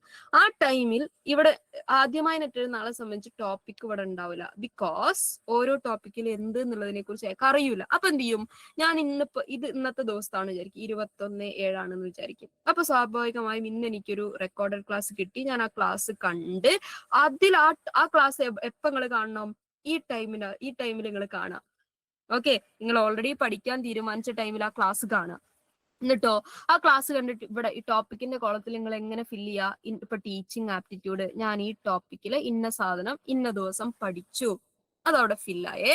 ഇനി അടുത്ത ദിവസം അതേപോലെ എന്നിട്ട് നിങ്ങൾ റിവൈസ് ചെയ്യാൻ വേണ്ടി വരും. റിവിഷൻ എന്ന് പറഞ്ഞ ഒരു ആസ്പെക്ട് ഇനി വരാനുണ്ട്. ഞാൻ അതിന്റെ ഒരു ഇമ്പോർട്ടൻസ് ഞാൻ പറഞ്ഞുതരാം. അപ്പൊ റിവിഷൻ വരുന്ന സമയത്ത് ഈ ഓർഡറിൽ റിവൈസ് ചെയ്യാം. ഓൾറെഡി നിങ്ങൾ പഠിച്ച ഓർഡറിൽ റിവൈസ് ചെയ്യുക. പിന്നെ ഞങ്ങൾ എടുത്ത് നോക്കുന്ന സമയത്ത് ഓക്കെ ഇന്ന ടോപ്പിക് ഞാൻ പഠിച്ചിട്ടുണ്ട്, ഓക്കെ ഇന്ന ടോപ്പിക് കംപ്ലീറ്റഡ് ആണ്, സിലബസ് ഞാൻ കംപ്ലീറ്റ് ആക്കുന്നുണ്ടോ എന്നുള്ളതിനെ കുറിച്ച് എനിക്ക് ട്രാക്ക് ചെയ്യാൻ പറ്റും. പിന്നെ ഒരു പ്ലാൻ ഉണ്ടാക്കി കഴിഞ്ഞു കഴിഞ്ഞാൽ പ്ലാൻ ഉണ്ടാക്കാനൊക്കെ നമ്മൾ വമ്പന്മാരായിരിക്കും. പ്ലാൻ ഉണ്ടാക്കാനും മോട്ടിവേറ്റ് ആവാനും ഒക്കെ നമ്മൾ വമ്പന്മാരായിരിക്കും. ഈ സാധനത്തെ ഫോളോ ചെയ്യുക എന്നുള്ളതൊരു സാധനമാണ് ഇതിന്റെ ഏറ്റവും പെക്യുലർ ആയിട്ടുള്ള ഒരു സാധനം. അയാളാണ് ഹീറോ. ആര്? ഈ ഉണ്ടാക്കിയ പ്ലാനിനെ നല്ല രീതിയിൽ പ്രോപ്പർ ആയിട്ട് ഫോളോ ചെയ്യുന്നവനാണ് ഹീറോ. ടോപ്പിക് സാധനങ്ങളൊക്കെ വെച്ച് പ്ലാൻ ഉണ്ടാക്കാൻ ആർക്കും പറ്റും. Okay, any one can make A good plan. But ആ പ്ലാൻ ഇംപ്ലിമെന്റ് ചെയ്യൽ, ആ പ്ലാനിനെ ട്രാക്ക് ചെയ്യൽ, അവിടെയാണ് നിങ്ങളുടെ വിജയം. നെറ്റ് കിട്ടിയ ജെആർഎഫ് കിട്ടിയ ആരോട് വേണമെങ്കിലും ചോദിച്ചു നോക്കൂ. അവരുണ്ടാക്കിയ പ്ലാന് ഹോണസ്റ്റ് ആയിട്ടും സിൻസിയർ ആയിട്ടും അവരോട് തന്നെ നീതി പുലർത്തിക്കൊണ്ട് അവർ ഫോളോ ചെയ്തിട്ടുണ്ടാവും. ഇനിയിപ്പോ ഏതെങ്കിലും ഒരു ദിവസങ്ങൾ സ്കിപ്പായി പോയി വിചാരിക്കുക, വയ്യാണ്ടായി, അല്ലെങ്കിൽ നാട്ടിൽ ഇല്ലാതെ പോയി, അല്ലെങ്കിൽ ഒരു അൺഎക്സ്പെക്ടഡ് ആയിട്ടുള്ള പ്രോഗ്രാമിന് അറ്റൻഡ് ചെയ്യേണ്ടി വന്നു, ആ ദിവസം നമുക്ക് മറ്റേതെങ്കിലും ഒരു ദിവസത്തെ എക്സ്ട്രാ ടൈമിൽ കോമ്പൻസേറ്റ് ചെയ്യാൻ പറ്റണം. ഓക്കെ, ആ രീതിയിലാണ് പ്ലാൻ ഉണ്ടാക്കേണ്ടത്. ഇപ്പൊ ഒരു ഐഡിയ വന്നു. യെസ്. ഇനി ഒരു ഐഡിയ ഇല്ലാത്ത ആൾക്കാർ എന്ത് ചെയ്യാ? ഇനിയും ഒരു ഐഡിയ ആയിട്ടില്ലാത്ത ആൾക്കാർ ഞങ്ങളെ കൂടെ അങ്ങോട്ട് ഓടുക. ഞങ്ങളെ കൂടെ ഓടുക എന്ന് പറയുമ്പോൾ ഒരടി മുമ്പോട്ടോ ഒരടി ബാക്കോട്ടോ വെക്കാതെ തന്നെ കൂടെ ഓടേണ്ടി വരും. അതായത് എന്താണോ ക്ലാസ് തരുന്നത് ആ ക്ലാസ് അന്ന് തന്നെ കേൾക്കുക. എന്താണോ മോക്ക് ടെസ്റ്റ് തരുന്നത് അത് അന്ന് തന്നെ ചെയ്യുക. എന്താണോ അന്ന് ആക്ടിവിറ്റി തരുന്നത് അത് അന്ന് തന്നെ ചെയ്യുക. എന്താണോ അന്ന് ടെലഗ്രാം ചാനലിന്റെ അകത്ത് കിസ് വരുന്നത് അത് അന്ന് തന്നെ അറ്റൻഡ് ചെയ്യുക. ഒരു നാളെ എന്നുള്ളൊരു സാധനം ഞങ്ങളെ കൂടെ ഓടുന്ന ആളുകൾക്ക് ഉണ്ടാവാൻ പാടില്ല. അയാള് അന്ന് തരുന്ന സാധനങ്ങൾ അന്നന്ന് പഠിച്ചിട്ടുണ്ടാവണം. ഇല്ലെങ്കിൽ മടിയന് മല പോലും ചുമക്കാൻ പറ്റൂല എന്ന് പറഞ്ഞ ഒരു ആസ്പെക്റ്റിലേക്ക് നമ്മൾ എത്തും. ഇത്രയും പറഞ്ഞു നോക്കിയല്ലേ? ഓക്കെ, അപ്പം നാളെ ഇന്നിപ്പോ കിടന്നുറങ്ങിയിട്ട് നാളെ എന്ത് ചെയ്യാം? നാളെ നല്ലൊരു പ്ലാൻ ഒക്കെ ഉണ്ടാക്കാം. എനിവേ, പ്ലാനിങ് സെറ്റായി. ഇനി നമ്മൾ എയിം ചെയ്യണം. നമ്മൾ ഓൾറെഡി ടാർഗറ്റ് സെറ്റ് ചെയ്യാന്ന് ജസ്ന മാം ഓൾറെഡി പറഞ്ഞു കഴിഞ്ഞു. എയിം ചെയ്യുക, എയിമിങ് ഹൈ എന്നാണ് പറയുക. ഡിഫൈൻ യുവർ ടാർഗറ്റ് സ്കോർ എന്ന് പറയും. അതായത് നമ്മൾ നെറ്റ് എഴുതുന്ന സമയത്ത് നമ്മൾ ജയിക്കണ്ടെന്ന് തീരുമാനിക്കുന്നത് NT ആണ്. ഓക്കെ, ബിക്കോസ് അവരാണ് എക്സാം കണ്ടക്ട് ചെയ്യുന്നത്. ഇനി മുതൽ നമ്മുടെ സ്കോർ നമ്മൾ ഡിസൈഡ് ചെയ്യും. എന്നിട്ട് അതിലേക്ക് നമ്മൾ എത്തും എന്നുള്ളൊരു സാധനത്തിലാണ് നമ്മൾ എത്തേണ്ടത്. എങ്ങനെയാന്ന് ചോദിച്ചു കഴിഞ്ഞാൽ നമ്മൾ കട്ട് ഓഫിനെ കുറിച്ച് അറിയണം. എന്ന് പറഞ്ഞു കഴിഞ്ഞാൽ എത്ര സ്കോർ നേടിയാൽ എനിക്ക് നെറ്റ് കിട്ടും, എത്ര സ്കോർ നേടിയാൽ എനിക്ക് ജെആർഎഫ് കിട്ടും എന്നുള്ള സാധനത്തിനെ കുറിച്ച് ഒരു ഐഡിയ ഉണ്ടാവണം. അതിന് നിങ്ങൾ എന്ത് ചെയ്യണം എന്ന് വെച്ച് കഴിഞ്ഞാൽ കഴിഞ്ഞ 5 തവണകൾ, 5 വർഷമല്ല കേട്ടോ, ഒരു വർഷം 2 എക്സാം നടക്കും. ജൂണിലും നടക്കും, ഡിസംബറിലും നടക്കും. അപ്പൊ കഴിഞ്ഞ 5 തവണകളായി നിങ്ങളുടെ പേപ്പറിൽ, നിങ്ങളുടെ സബ്ജക്ട്, അറബിക്കാണെങ്കിൽ അറബിക്ക്, ഇംഗ്ലീഷ് ആണെങ്കിൽ ഇംഗ്ലീഷ്, മലയാളം ആണെങ്കിൽ മലയാളം, നിങ്ങളുടെ സബ്ജക്ട് പേപ്പറിൽ കഴിഞ്ഞ 5 തവണകളായി നിങ്ങൾ ഏത് കാറ്റഗറിയിലാണോ എക്സാമിന്, ചിലർ ജനറൽ കാറ്റഗറി ആയിരിക്കും, ചിലർ EWS ആയിരിക്കും, ചിലർ SC/ST ആയിരിക്കും, ചിലർ OBC ആയിരിക്കും, ചിലർ ട്രാൻസ്ജെൻഡർ ആയിരിക്കും, ചിലർ PWD കാറ്റഗറി ആയിരിക്കും. നിങ്ങൾ എഴുതുന്ന കാറ്റഗറിയിൽ, നിങ്ങൾ എക്സാം എഴുതുന്ന രജിസ്റ്റർ ചെയ്ത കാറ്റഗറിയിൽ കഴിഞ്ഞ 5 തവണകളായി വന്ന കട്ട് ഓഫിന്റെ ലിസ്റ്റ് നെറ്റിൽ നിന്ന് ഡൗൺലോഡ് ചെയ്തെടുക്കുക. എന്റെ സൈറ്റിൽ സാധനം ഉണ്ട്. ഓക്കെ, കഴിഞ്ഞ 5 തവണത്തെ എക്സാമിന്റെ ഇത് ഡൗൺലോഡ് ചെയ്തെടുക്കുക. അതിൽ ഏറ്റവും ടോപ്പസ്റ്റ് കട്ട് ഓഫ് പെർസെന്റേജ് ഏത് തവണത്തെയാണെന്ന് നോക്കാം. ഓക്കെ, ഇപ്പൊ സപ്പോസ് കഴിഞ്ഞ തവണത്തെയാണ് ടോപ്പസ്റ്റ് കട്ട് ഓഫ് വിചാരിക്കുക. അത് 97%, ഒരു സപ്പോസ് ഇപ്പൊ ഇംഗ്ലീഷിനെ സംബന്ധിച്ചൊക്കെ 97% ഒക്കെയാണ്. അതുകൊണ്ടാണ് കേട്ടോ ഞാൻ അങ്ങനെ പറയുന്നത്. അപ്പൊ 97% ആണ് 5 തവണത്തെയും ടോപ്പ് കട്ട് ഓഫ് എടുക്കും അനലൈസ് ചെയ്യുമ്പോൾ ടോപ്പസ്റ്റ് കട്ട് ഓഫ് എന്ന് വിചാരിക്കാം. അതിനോട് ഒരു 2% കൂടിയാണ് കൂട്ടുക എന്ന് പറഞ്ഞു കഴിഞ്ഞാൽ 99%. ഇപ്പൊ സപ്പോസ് 65 ആണെങ്കിൽ അതിനെ 67 എന്ന് കൺസിഡർ ചെയ്യുക. എന്ന് പറഞ്ഞു കഴിഞ്ഞാൽ ഡിസംബറിൽ എക്സാം നടക്കുമ്പോൾ കട്ട് ഓഫ് കൂടിയാലും ഇനി 2 വേണ്ട, കുറച്ചും കൂടി സേഫസ്റ്റ് സോൺ പിടിച്ചോ, 65% ആണെങ്കിൽ 5% കൂടി കൂട്ടി 70% എന്ന് തന്നെ കൺസിഡർ ചെയ്യുക. Which means in case cut ഓഫിൽ കുറച്ച് വർധനവ് വന്നാലും നമ്മൾ ആ വർധനവും എയിം ചെയ്തിട്ടാണ് പഠിച്ചത് എന്നുള്ളൊരു സാധനം വരാൻ വേണ്ടിയിട്ടാണ്. ഏറ്റവും ടോപ്പസ്റ്റ് കട്ട് ഓഫിനോട് ഒരു 5% കൂടി എക്സ്ട്രാ കൂട്ടിയിട്ട് അതാവണം നിങ്ങളുടെ മൈൻഡിലുള്ള എയിം. അപ്പൊ ഏത് മോക്ക് ടെസ്റ്റ് നടക്കുമ്പോഴും ആ 70%ത്തിലേക്ക് നമ്മൾ എയിം ചെയ്ത് വെച്ച കട്ട് ഓഫിലേക്ക് എത്താനാണ്. ഇപ്പൊ ഒരു 10 ചോദ്യങ്ങളുള്ള മോക്ക് ടെസ്റ്റ് ആണ് ചെയ്യുന്നതെങ്കിൽ പോലും അതിന്റെ 70% സ്കോർ ചെയ്യുന്നുണ്ട്. ഏത് മോക്ക് ടെസ്റ്റ് ചെയ്താലും, ഇനി 5 ചോദ്യമുള്ള മോക്ക് ടെസ്റ്റ് ആണെങ്കിലും 150 ചോദ്യമുള്ള മോക്ക് ടെസ്റ്റ് ആണെങ്കിലും യു ആർ സ്കോറിംഗ് ദ 70% എന്ന് നിങ്ങൾ എന്ത് ചെയ്യണം, എൻഷുർ ചെയ്യണം. അപ്പോൾ തുടക്കത്തിലെ മോക്ക് ടെസ്റ്റുകളൊക്കെ ചെയ്യുന്ന സമയത്ത് നമുക്ക് 0 ആയിരിക്കും കിട്ടുക, ചിലത് നമുക്ക് 1% ഒക്കെ ആയിരിക്കും കിട്ടുക, ചില സമയത്ത് നെഗറ്റീവ് അല്ലെ, എല്ലാം തെറ്റായിട്ട് തെറ്റിയതിന്റെ മേലെ പിന്നെയും തെറ്റിയെന്നുള്ള ഒരു ആസ്പെക്റ്റിലൊക്കെ പോകുന്ന ചില അത് തന്നെ പിന്നെയും 100 വട്ടം തെറ്റുകയും ചെയ്യും. ഇതൊക്കെ തുടക്കത്തിലുണ്ടാവും. പിന്നെ പിന്നെ പിന്നെ പിന്നെ നമ്മൾ തെറ്റിപ്പടിച്ചൊരു സാധനം നമ്മൾ മറക്കൂല എന്ന് പറഞ്ഞ പോലെ പിന്നെ പിന്നെ നമ്മൾ ആ ട്രാക്കിൽ അങ്ങോട്ട് വരും. പിന്നെ അതേ ടെസ്റ്റിനെ ചെയ്യുന്ന സമയത്ത്, മറ്റൊരു ടെസ്റ്റ് ചെയ്യുന്ന സമയത്ത് നമ്മുടെ മാർക്ക് കൂടുന്നത്, സ്കോർ കുറച്ചുകൂടി എന്താ പറയാ ലൈക്ക് ഇംപ്രൂവ് ചെയ്യണത് നമുക്ക് തന്നെ ഫീൽ ആവും. പക്ഷെ അതിന് തുടക്കത്തിൽ നമുക്ക് കിട്ടുന്ന പൂജ്യത്തെ, നമുക്ക് തുടക്കത്തിൽ നമുക്ക് കിട്ടുന്ന മാർക്കില്ലായ്മയെ നമുക്ക് ആക്സെപ്റ്റ് ചെയ്യാൻ പറ്റണം. എനിക്കിത് പറ്റില്ല എന്നുള്ള മൈൻഡ് അല്ല, എന്നെ കൊണ്ട് പറ്റും, അടുത്തതാണ് ഞാൻ ഇതിനേക്കാൾ സ്കോർ ചെയ്യും എന്ന് പറയുന്ന ഒരു സാധനം മൈൻഡിലേക്ക് എത്തണം. അപ്പൊ എയിം ദ ഹൈ, നമ്മുടെ ടാർഗറ്റ് സ്കോർ നമ്മൾ തന്നെ ഡിഫൈൻ ചെയ്യും. അത് എങ്ങനെയാണ് ഒരു മുഴുവൻ മുമ്പേ ഞാൻ ഡിഫൈൻ ചെയ്യണത് അല്ലെ, ഓൾറെഡി ഉള്ള ടോപ്പേഴ്സിനോട് പിന്നെ 5% കൂടി ആഡ് ചെയ്ത പെർസെന്റേജ് ആണ് നമ്മൾ നമ്മുടെ ടാർഗറ്റ് സ്കോർ ആയിട്ട് സെറ്റ് ചെയ്തത്. അപ്പൊ ഇൻ കേസ് അടുത്ത എക്സാമിന് കുറച്ചൊന്ന് കട്ട് ഓഫ് കൂടിയാലും നമ്മൾ സേഫ് സോണിലാണ് എന്നുള്ള ബോധ്യം നമുക്ക് ഉണ്ടാവും. ഓക്കെ, അപ്പൊ റിയൽ എക്സാമിന് നമുക്ക് നമ്മൾ വിചാരിച്ചതിനേക്കാൾ കൂടുതൽ സ്കോർ ചെയ്യാൻ പറ്റും എന്നുള്ളൊരു ആസ്പെക്റ്റിലേക്ക് വരും. ഇനി ഇതൊക്കെ സ്കോർ ഒക്കെ എയിം ചെയ്തു, സിലബസ് ഒക്കെ അറിഞ്ഞു, പഠിക്കാനൊക്കെ തീരുമാനിച്ചു, നമ്മൾ എന്ത് ചെയ്തു, നമ്മൾ സിലബസ് ഒക്കെ പഠിക്കാൻ തുടങ്ങി, പ്ലാൻ ഒക്കെ അടിപൊളിയാണ് ഒക്കെ ഉണ്ടാക്കി. പക്ഷെ the key weapon is PYQ, previous year question practice ചെയ്യുക എന്നുള്ളത് ഭയങ്കര ഇമ്പോർട്ടന്റ് ആണ്. എത്രത്തോളം പ്രീവിയസ് ഇയർ ക്വസ്റ്റ്യൻസ് സോൾവ് ചെയ്ത് പഠിക്കാൻ പറ്റുമോ, സിലബസ് വൺസ് നമ്മൾ ജസ്റ്റ് ഒരു വട്ടം കയറി ഇറങ്ങി കഴിഞ്ഞു കഴിഞ്ഞാൽ ഒരു വട്ടമൊക്കെ സിലബസ് പഠിച്ചിട്ട് കാര്യമുള്ളൂ. പിന്നെ നമ്മൾ പ്രീവിയസ് ഇയർ ക്വസ്റ്റ്യൻസിനെ ഫോക്കസ് ചെയ്തിട്ടാണ് പഠിക്കേണ്ടത്. അപ്പൊ previous year question maximum solve ചെയ്ത് പ്രാക്ടീസ് ചെയ്യുക എന്നുള്ളത്, അങ്ങനെ പ്രാക്ടീസ് ചെയ്യുമ്പോൾ മാത്രമേ നമുക്ക് റിപ്പീറ്റഡ് ക്വസ്റ്റ്യൻസ് എന്തൊക്കെയാണ്, റിപ്പീറ്റഡ് പാറ്റേൺ എന്തെങ്കിലും ഉണ്ടോ, ഇമ്പോർട്ടന്റ് ചാപ്റ്റേഴ്സ് ഏതൊക്കെയാണെന്നൊക്കെ നമുക്ക് മനസ്സിലാവുള്ളൂ. റിപ്പീറ്റ് ചെയ്ത് വരുന്ന ടോപ്പിക് എന്താണ്, ആ റിപ്പീറ്റ് ചെയ്ത് വരുന്ന ടോപ്പിക്കിൽ തന്നെ ക്വസ്റ്റ്യൻസിന് റിപ്പീറ്റിംഗ് പാറ്റേൺ ഉണ്ടോ, ഒരേ മോഡലിലാണോ ചോദ്യങ്ങൾ ചോദിക്കുന്നത്, അതൊക്കെ മനസ്സിലാവണമെങ്കിൽ നമ്മൾ previous year questions maximum analyse ചെയ്ത് സോൾവ് ചെയ്ത് പഠിക്കണം. അതിൽ തന്നെ നമുക്ക് ലേറ്റസ്റ്റ് ക്വസ്റ്റ്യൻ ട്രെൻഡുകൾ എന്തൊക്കെയാണെന്നൊക്കെ ഐഡന്റിഫൈ ചെയ്യാനൊക്കെ പറ്റണം. അതിന് നമ്മൾ എപ്പോഴും ലേറ്റസ്റ്റ് ക്വസ്റ്റ്യനിൽ നിന്നും ഓൾഡസ്റ്റ് ക്വസ്റ്റ്യനിലേക്ക് പഠിച്ചു പോകാൻ പാടില്ല. നിങ്ങളൊരു പ്രീവിയസ് ഇയർ ക്വസ്റ്റ്യൻ പഠിക്കാൻ തീരുമാനിക്കുകയാണെങ്കിൽ ഞാൻ എന്തായാലും പഠിക്കാൻ പോവാണ്, ഇനി 120 ദിവസം ഉണ്ട്, ഒരു 10-50 ചോദ്യപേപ്പർ പഠിക്കാനുള്ള സമയം ഉണ്ടല്ലോ, എന്നാ പിന്നെ 2005 അങ്ങോട്ട് തുടങ്ങാം എന്ന് വിചാരിക്കരുത്. നിങ്ങൾ പ്രാക്ടീസ് ചെയ്യുമ്പോൾ ക്വസ്റ്റ്യൻ പേപ്പർ എപ്പോഴും ഏറ്റവും ലേറ്റസ്റ്റ് മേലോട്ട് കയറണം. എന്ന് പറഞ്ഞാൽ നിങ്ങൾ ആദ്യം സോൾവ് ചെയ്ത് പഠിക്കേണ്ടത് 2026 ജൂണിൽ തൊട്ട് മുമ്പേ കഴിഞ്ഞ എക്സാമിന്റെ ക്വസ്റ്റ്യൻ പേപ്പറിലാണ് നിങ്ങൾ തുടങ്ങേണ്ടത്. അത് കഴിഞ്ഞ് 2025 ഡിസംബർ, 2025 ജൂണ്, 2024 ഡിസംബർ, അങ്ങനെ താഴെ ഏറ്റവും ലേറ്റസ്റ്റിൽ നിന്ന് മേലോട്ട് കയറണം. കാരണം പഴയ മോഡലിലുള്ള ക്വസ്റ്റ്യൻ ഒന്നും ഇപ്പൊ ചോദിക്കില്ല. അപ്പൊ ഏറ്റവും ലേറ്റസ്റ്റ് ട്രെൻഡിൽ നിന്ന് മേലോട്ട് കയറാൻ പാടില്ല. ഏറ്റവും ലേറ്റസ്റ്റ് എന്ന് പറയുന്ന സമയത്ത് 85 പേപ്പറിൽ നെറ്റ് നടന്നുണ്ട്. 85 ക്വസ്റ്റ്യൻ പേപ്പർ 2026 ജൂണിൽ തന്നെ ഉണ്ടായിട്ടുണ്ട്. അതിൽ തന്നെ 2 ഷിഫ്റ്റ് ഒക്കെ നടന്ന ചില എക്സാംസ് ഒക്കെ ഉണ്ടായിട്ടുണ്ട്. റീ എക്സാമിനേഷൻ നടന്നൊരു ഷിഫ്റ്റ് ഉണ്ടായിട്ടുണ്ട്. അപ്പൊ ക്വസ്റ്റ്യൻ പേപ്പർ ഏകദേശം 90ന്റെ അടുത്ത് ക്വസ്റ്റ്യൻ പേപ്പർ 2026 ജൂണിൽ തന്നെ ഉണ്ട്. അത് തീരുമ്പോ തന്നെ നിങ്ങൾ പേപ്പർ ഒന്ന് അരച്ച് കളിച്ച് കുടിച്ച മാതിരിയായി. പിന്നെ 2025 ഡിസംബറിലേക്ക് പോകുമ്പോൾ നിങ്ങൾക്ക് ഒന്നും വേണ്ട, ക്വസ്റ്റ്യൻ കാണുമ്പോൾ തന്നെ നിങ്ങൾക്ക് ഇതല്ലേ ആൻസർ എന്ന് ഫീൽ ആവും. ഓക്കെ, ആ സാധനത്തിലേക്ക് നിങ്ങൾ എത്തും. ഓക്കെ, അതാ പറഞ്ഞ previous year question is secret weapon എന്ന് പറയാൻ കാരണം. പിന്നെ അതിൽ തന്നെ പ്രീവിയസ് ഇയർ ക്വസ്റ്റ്യൻ ഇങ്ങനെ മറ്റെന്താ പറയുക അവിലിങ്കഞ്ഞി പോലെ പഠിക്കുന്ന പരിപാടി ഉണ്ടാവരുത്. കാറ്റഗറൈസ്ഡ് ആയിട്ട് പഠിക്കുക. ഇപ്പൊ ടീച്ചിങ്ങിന്റെ മാത്രം ചോദ്യങ്ങൾ ഫിൽട്ടർ ചെയ്ത്, ഇപ്പൊ നമ്മളൊക്കെ ഫോക്കസിന്റെ ഒക്കെ മോക്ക് ടെസ്റ്റുകൾ തരുന്ന സമയത്ത് ടീച്ചിങ്ങിന്റെ മാത്രം ചോദ്യങ്ങൾ, റിസർച്ചിന്റെ അങ്ങനെ തന്നുകൊണ്ടിരിക്കുന്നത്. അപ്പൊ അങ്ങനെ കാറ്റഗറൈസ്ഡ് ആയിട്ട് PYQ പഠിക്കുക. എന്നാൽ മാത്രമേ, കാരണം നമ്മളൊരു ക്വസ്റ്റ്യൻ ആൻസർ ചെയ്യുക എന്നതുപോലെ തന്നെ എന്താ പറയാ ഇമ്പോർട്ടന്റ് ആണ്. നമുക്ക് ആ ചോദ്യം ഏത് മൊഡ്യൂളിൽ നിന്നാണ്, ഇപ്പൊ ആ ചോദ്യം ടീച്ചിങ്ങിൽ നിന്നാണ് എന്ന് ഐഡന്റിഫൈ ചെയ്യാൻ പറ്റില്ലേ.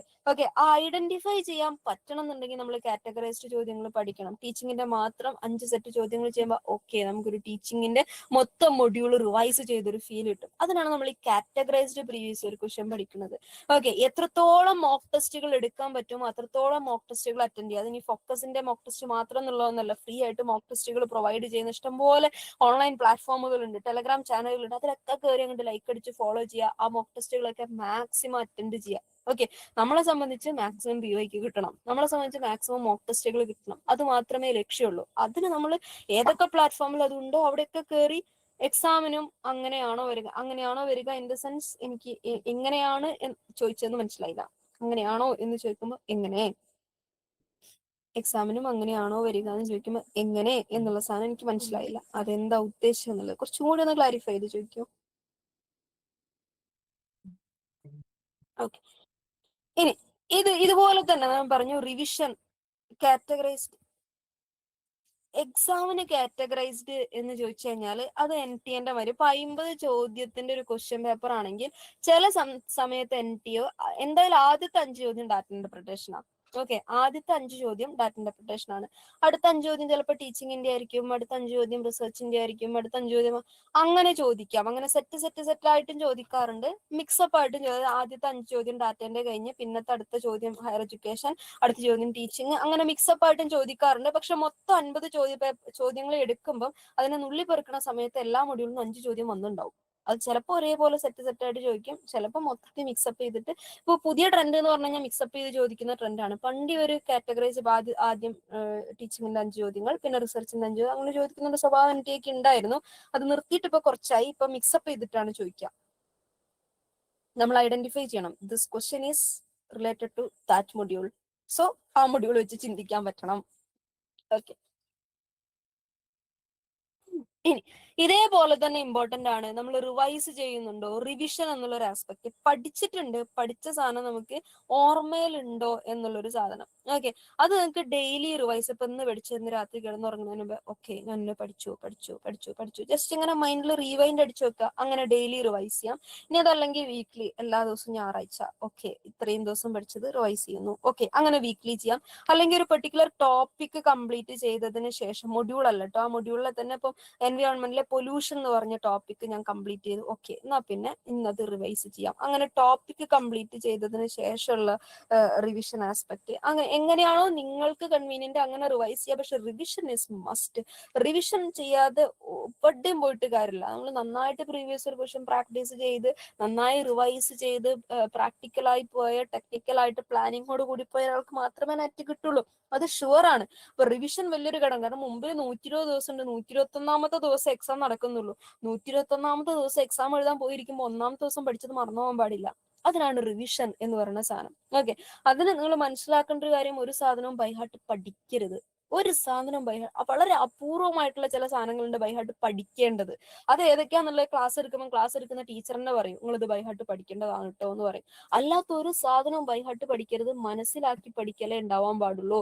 കാരണം നമുക്കൊന്നും ബൈഹാർട്ട് പഠിക്കേണ്ടതില്ല. കാരണം ഉത്തരങ്ങൾ ഓപ്ഷനുകളായിട്ടുണ്ട്.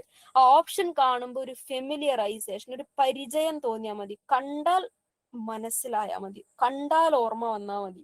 അല്ലാതെ ബൈഹാർട്ട് പഠിച്ച് ഈസും മാസും മറന്നു പോയി കഴിഞ്ഞാൽ പിന്നുള്ളത് മൊത്തം പോണ രീതിയിലുള്ള ബൈഹാർട്ട് പഠിത്തങ്ങളൊന്നും പഠിക്കരുത്. മനസ്സിലാക്കി വെക്കുക.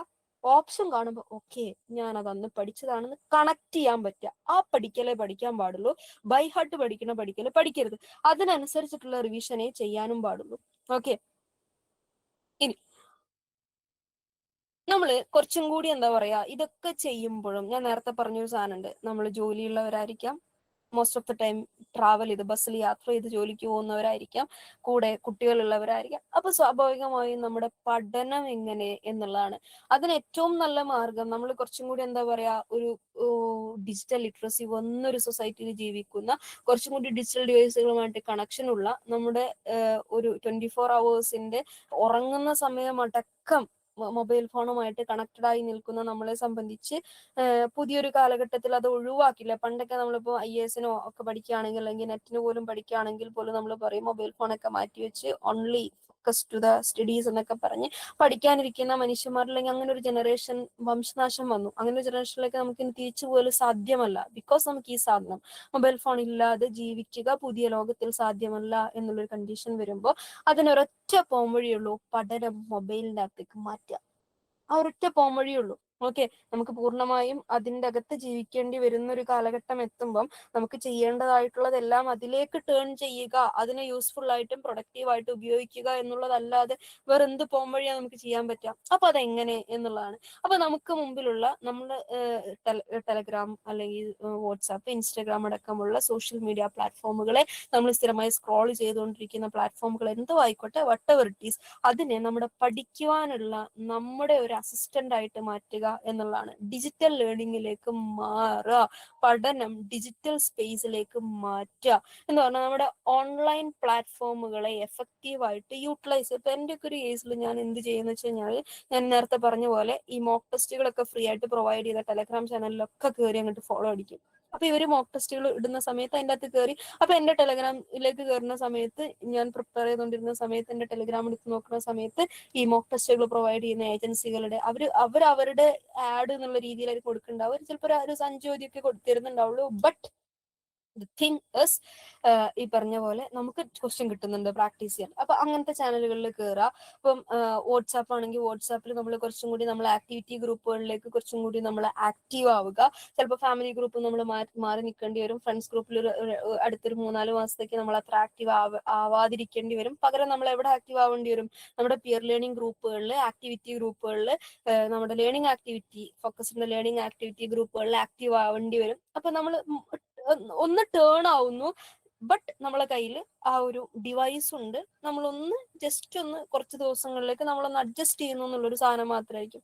പിന്നെ ഒരു ഇൻസ്റ്റഗ്രാമിന്റെ ഒരു കേസ്, ഇൻസ്റ്റഗ്രാമിന്റെ ഒക്കെ ഒരു അൽഗോരിതം എന്ന് പറഞ്ഞാൽ നമ്മൾ എന്താണോ സ്ഥിരമായി ലൈക്ക് അടിക്കുന്നത്, നമ്മൾ എന്താണോ ഏറ്റവും കൂടുതൽ ടൈം റിപ്പീറ്റ് ചെയ്ത് കാണുന്ന റീല്, ഈ സാധനങ്ങൾ, അല്ലെങ്കിൽ നമ്മൾ സ്ഥിരമായി ഫോളോ ചെയ്യുന്ന, കമന്റ് ചെയ്യുന്ന പ്ലാറ്റ്ഫോം, ഇതാണ് നമ്മുടെ ഫീഡിൽ വരിക. അത് ഇൻസ്റ്റഗ്രാമിന്റെ ഇൻസ്റ്റഗ്രാമിന്റെ നല്ല എല്ലാ സോഷ്യൽ മീഡിയന്റെയും, ഈവൻ യൂട്യൂബിന്റെ പോലും അൽഗോരിതം അങ്ങനെയാണ്.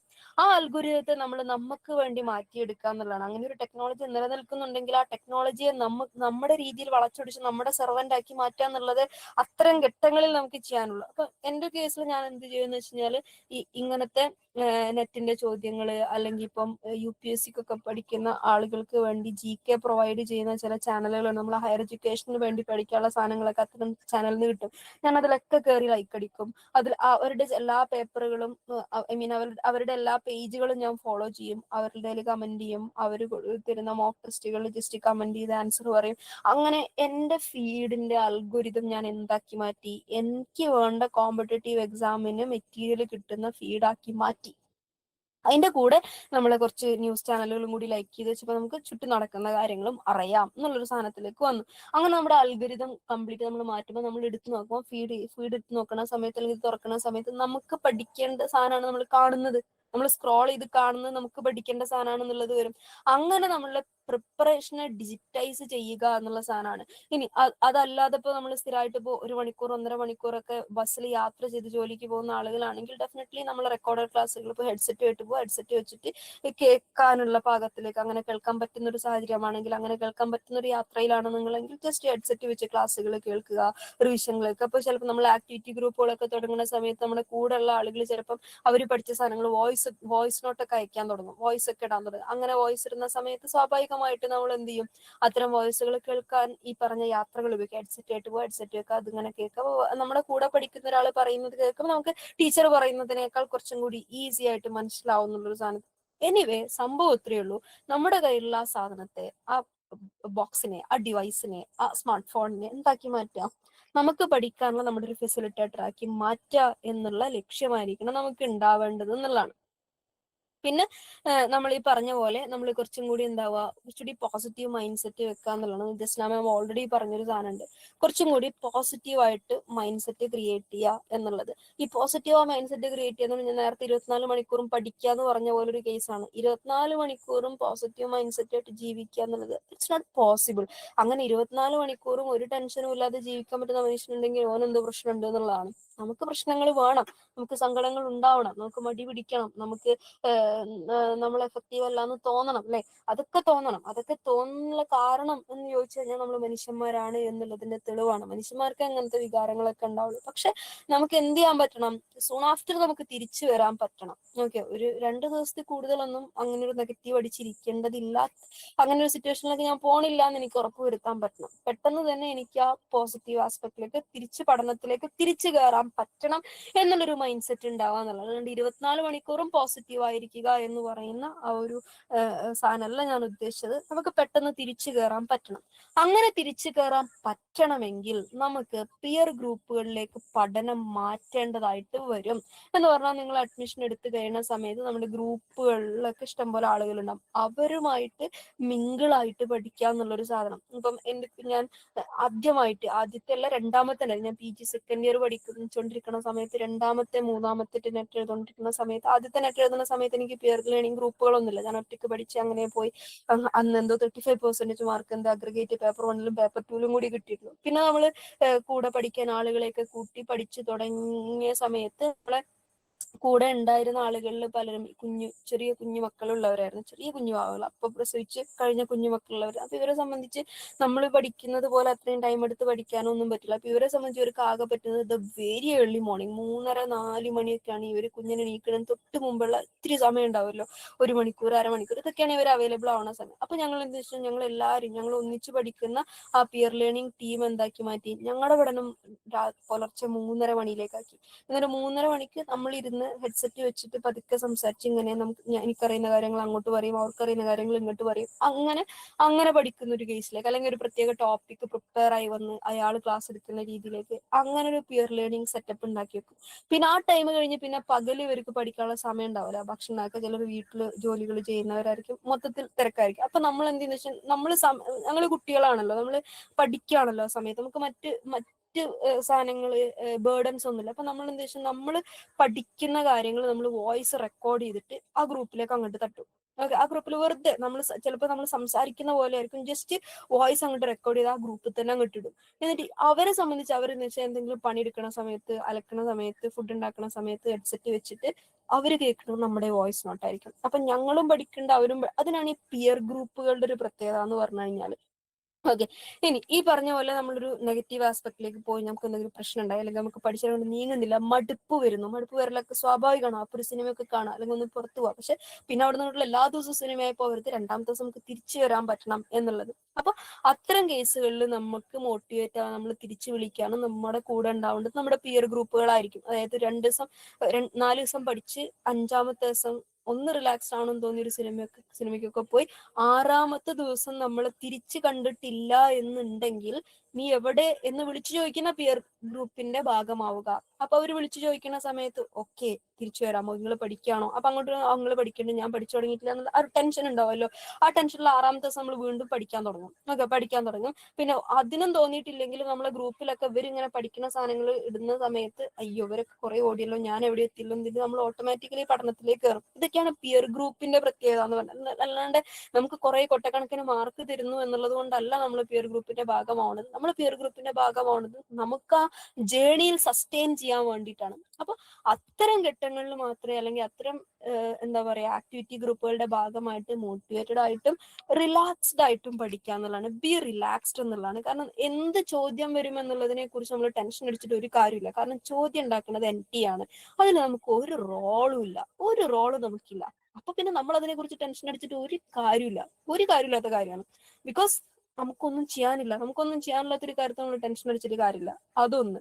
രണ്ടാമത്തെ ഒരു കാര്യം എന്ന് പറഞ്ഞു കഴിഞ്ഞാല് NTA സംബന്ധിച്ച് അവർ എന്ത് ചോദ്യം ഇടുന്ന സമയത്ത് ഏറ്റവും എളുപ്പമുള്ള ചോദ്യം ഇടുമ്പം ഇത്രയും കഷ്ടപ്പെട്ട് 120 ദിവസം ഉറക്കം ഒഴിച്ച് പൊലച്ചയ്ക്ക് എണീറ്റ് അല്ലെങ്കിൽ നട്ടപ്പാതിരിക്ക് എണീറ്റ് പഠിച്ച് ഇത്രയും നമ്മൾ ഡിജിറ്റൽ പ്ലാറ്റ്ഫോമുകൾ വരെ അൽഗോരിതം മാറ്റി പഠിച്ച നമ്മളോട് ഈസി ഉള്ള ചോദ്യം എക്സാമിന്, വളരെ ഭയങ്കര ഈസി ഉള്ള ഒരു ചോദ്യം എക്സാമിന് ചോദിച്ചു കഴിഞ്ഞാൽ എന്തിനാ ഞാൻ ഇത്രയും പഠിച്ചെന്നുള്ളൊരു സാധനം ഉണ്ടാവും. അപ്പൊ ക്വസ്റ്റ്യൻസ് ടഫ് ആവട്ടെ, ആ ടഫ് ആയിട്ടുള്ള ക്വസ്റ്റ്യൻസിനകത്തേക്ക് നമ്മൾ എത്താൻ നോക്കുക. നമ്മൾ പഠിച്ചതിന്റെ ലെവലിലെങ്കിലും ക്വസ്റ്റ്യൻ ടഫ് ആവണല്ലോ. അപ്പൊ ക്വസ്റ്റ്യൻ ഈസി ആവാനല്ല പ്രാർത്ഥിക്കേണ്ടത്, ക്വസ്റ്റ്യൻ ടഫ് ആവട്ടെ. എങ്ങനെ ടഫ് ആവണം? നമ്മൾ പഠിച്ചതിന്റെ ലെവലിൽ ടഫ് ആവട്ടെ. അപ്പൊ മാത്രമേ നമുക്കൊരു സാറ്റിസ്ഫാക്ഷൻ ഫീൽ, ഇല്ലെങ്കിൽ എന്തിനാ ഞാൻ ഇത്രയും കഷ്ടപ്പെട്ട് പഠിച്ചു എന്നുള്ളൊരു തോന്നൽ വരും. അപ്പൊ ബി മോട്ടിവേറ്റഡ്, ഓവർ തിങ്കിങ് ഒഴിവാക്കുക, സ്ട്രെസ് ഒക്കെ ഒഴിവാക്കുക. ക്വസ്റ്റ്യൻ ഇടുന്നത് NT ആണ്, അതിന്റെ ടെൻഷൻ അവരടിച്ചോളും, ആ ടെൻഷൻ നമ്മൾ അടിക്കേണ്ട ആവശ്യമില്ല. നമുക്ക് ആകെ ഒരൊറ്റ ടെൻഷൻ മതി. എന്ത് ടെൻഷൻ മാത്രം? ഞാൻ ട്രാക്കിലാണോ? ഏത് ട്രാക്കിൽ? ഞാൻ ഉണ്ടാക്കിയ സ്റ്റഡി പ്ലാനിന്റെ ട്രാക്കിലാണോ എന്ന് മാത്രം ഉറപ്പുവരുത്തുക. അത്രയും കാര്യങ്ങൾ ശ്രദ്ധിക്കുക. ഈ നാളെ തന്നെ രാവിലെ തന്നെ എണീറ്റിട്ട് എന്ത് ചെയ്യാം, ഒരു സ്റ്റഡി പ്ലാൻ ഒക്കെ ഉണ്ടാക്കിയിട്ട് പഠിക്കാനായിട്ട് തുടങ്ങാം. പിന്നെ ഈ മോട്ടിവേഷൻ സെഷന്റെ ഒക്കെ ഒരു പ്രത്യേകത ഉണ്ട്. ഇതിപ്പോ അങ്ങോട്ട് കേൾക്കുന്ന സമയത്ത് അങ്ങോട്ട് ഫയർ അങ്ങോട്ട് കയറും. ഇന്ന് രാത്രി കിടന്ന് ഉറങ്ങാൻ പോണവരെ ഭയങ്കര ഫയർ ആയിരിക്കും. ഓക്കെ, നാളെ മുതൽ ഞാൻ തുടങ്ങാന്നുള്ള സാധനം. നാളെ രാവിലെ എണീക്കുമ്പോൾ കുറച്ച് ചെറുതായിട്ടൊന്ന് ചൂടാറിയുണ്ടാവും. ഓക്കെ, ഉച്ചയാകുമ്പോഴത്തേന് കുറച്ചുകൂടെ അങ്ങോട്ട് ചൂടാറും, വൈകുന്നേരം ആകുമ്പോൾ പിന്നെയും ചൂടാറും, മറ്റന്നാളാകുമ്പോഴത്തേന് ഇത് മൊത്തത്തിൽ അങ്ങോട്ട് തണുക്കും. ഈ മോട്ടിവേഷൻ സെഷൻ അങ്ങനെ ഒരു പ്രത്യേകത ഉണ്ട് എല്ലാ സെഷനുകൾക്കും. ആ 24 മണിക്കൂർ അല്ലെങ്കിൽ മാക്സിമം പോയ 48 മണിക്കൂർ കിട്ടുന്ന ചൂട് മാത്രമേ അതിനുണ്ടാവുള്ളൂ. ഓക്കെ, അവിടുന്ന് അങ്ങോട്ട് നമ്മൾ മൂവ് ചെയ്യണമെന്നുണ്ടെങ്കിൽ ഈ 48 മണിക്കൂറിനുള്ളിൽ നമ്മൾ ഡിറ്റർമൈൻഡ് ആയിരിക്കണം. Okay, I will follow it എന്നുള്ള സാധനം നമ്മൾ കംപ്ലീറ്റ്ലി ഡിസൈഡ് ചെയ്തിട്ടുണ്ടാണ്. എന്നാൽ മാത്രമേ ഇത് വണ്ടി അങ്ങോട്ട് മുമ്പോട്ട് നീങ്ങുള്ളൂ. ഇല്ലെങ്കിൽ 48 മണിക്കൂറിൽ ഈ പരിപാടി അവിടെ തീരും. ഓക്കെ, അപ്പോൾ നന്നായിട്ട് പഠിക്കുക. എന്തെങ്കിലും പ്രിപ്പറേഷനിലോ പേപ്പർ വണ്ണുമായി ബന്ധപ്പെട്ട കാര്യങ്ങളിൽ എന്തെങ്കിലും ക്ലാരിഫിക്കേഷൻ വേണമെങ്കിൽ യു കാൻ ആസ്ക്, അല്ലെങ്കിൽ നമുക്ക് വൈൻഡ് അപ്പ് ചെയ്യാം. എനിത്തിങ്? അപ്പൊ okay, thank U, good night. Thank you ma'am. ഏകദേശം നമ്മൾ 8:45 സ്റ്റാർട്ട് ചെയ്തു. അതില് ജസ്ന മാഡത്തിന്റെ സെഷൻ കഴിഞ്ഞ് ഏകദേശം ഒരു 1.5 മണിക്കൂറോളം, 1.5 മണിക്കൂറിനടുത്ത് നമുക്ക് പേപ്പർ 1 കുറിച്ച് കൃത്യമായ നല്ലൊരു ഔട്ട്ലൈൻ തന്നെ, ഡീറ്റെയിൽ ആയിട്ട് തന്നെ പ്രസീത മാം നൽകിയിട്ടുണ്ട്. എല്ലാവർക്കും ഉപകാരപ്പെട്ടു എന്ന് തന്നെയാണ് മനസ്സിലാവുന്നത്. അതായിരുന്നാലും ഇന്ന് മുതൽ തന്നെ മാം പറഞ്ഞ പോലെ നമ്മൾ കൃത്യമായി ഈ ഒരു JRFന്റെ വീതിയിൽ ഉണ്ടാവുക എന്നുള്ളതാണ് ഓർമ്മപ്പെടുത്താനുള്ളത്. വൈകിയ വേളയിൽ കൂടുതലൊന്നും പറയുന്നില്ല. ഈ ഒരു സെഷൻ വളരെ നല്ല രൂപത്തിൽ നമുക്ക് വേണ്ടി അവതരിപ്പിച്ച പ്രസീത മാമിന് പ്രത്യേകമായ കൃതജ്ഞത അറിയിക്കുന്നു. അതോടൊപ്പം എല്ലാവർക്കും വിജയാശംസകൾ നേരുന്നു. എല്ലാവർക്കും നന്ദി. All the best.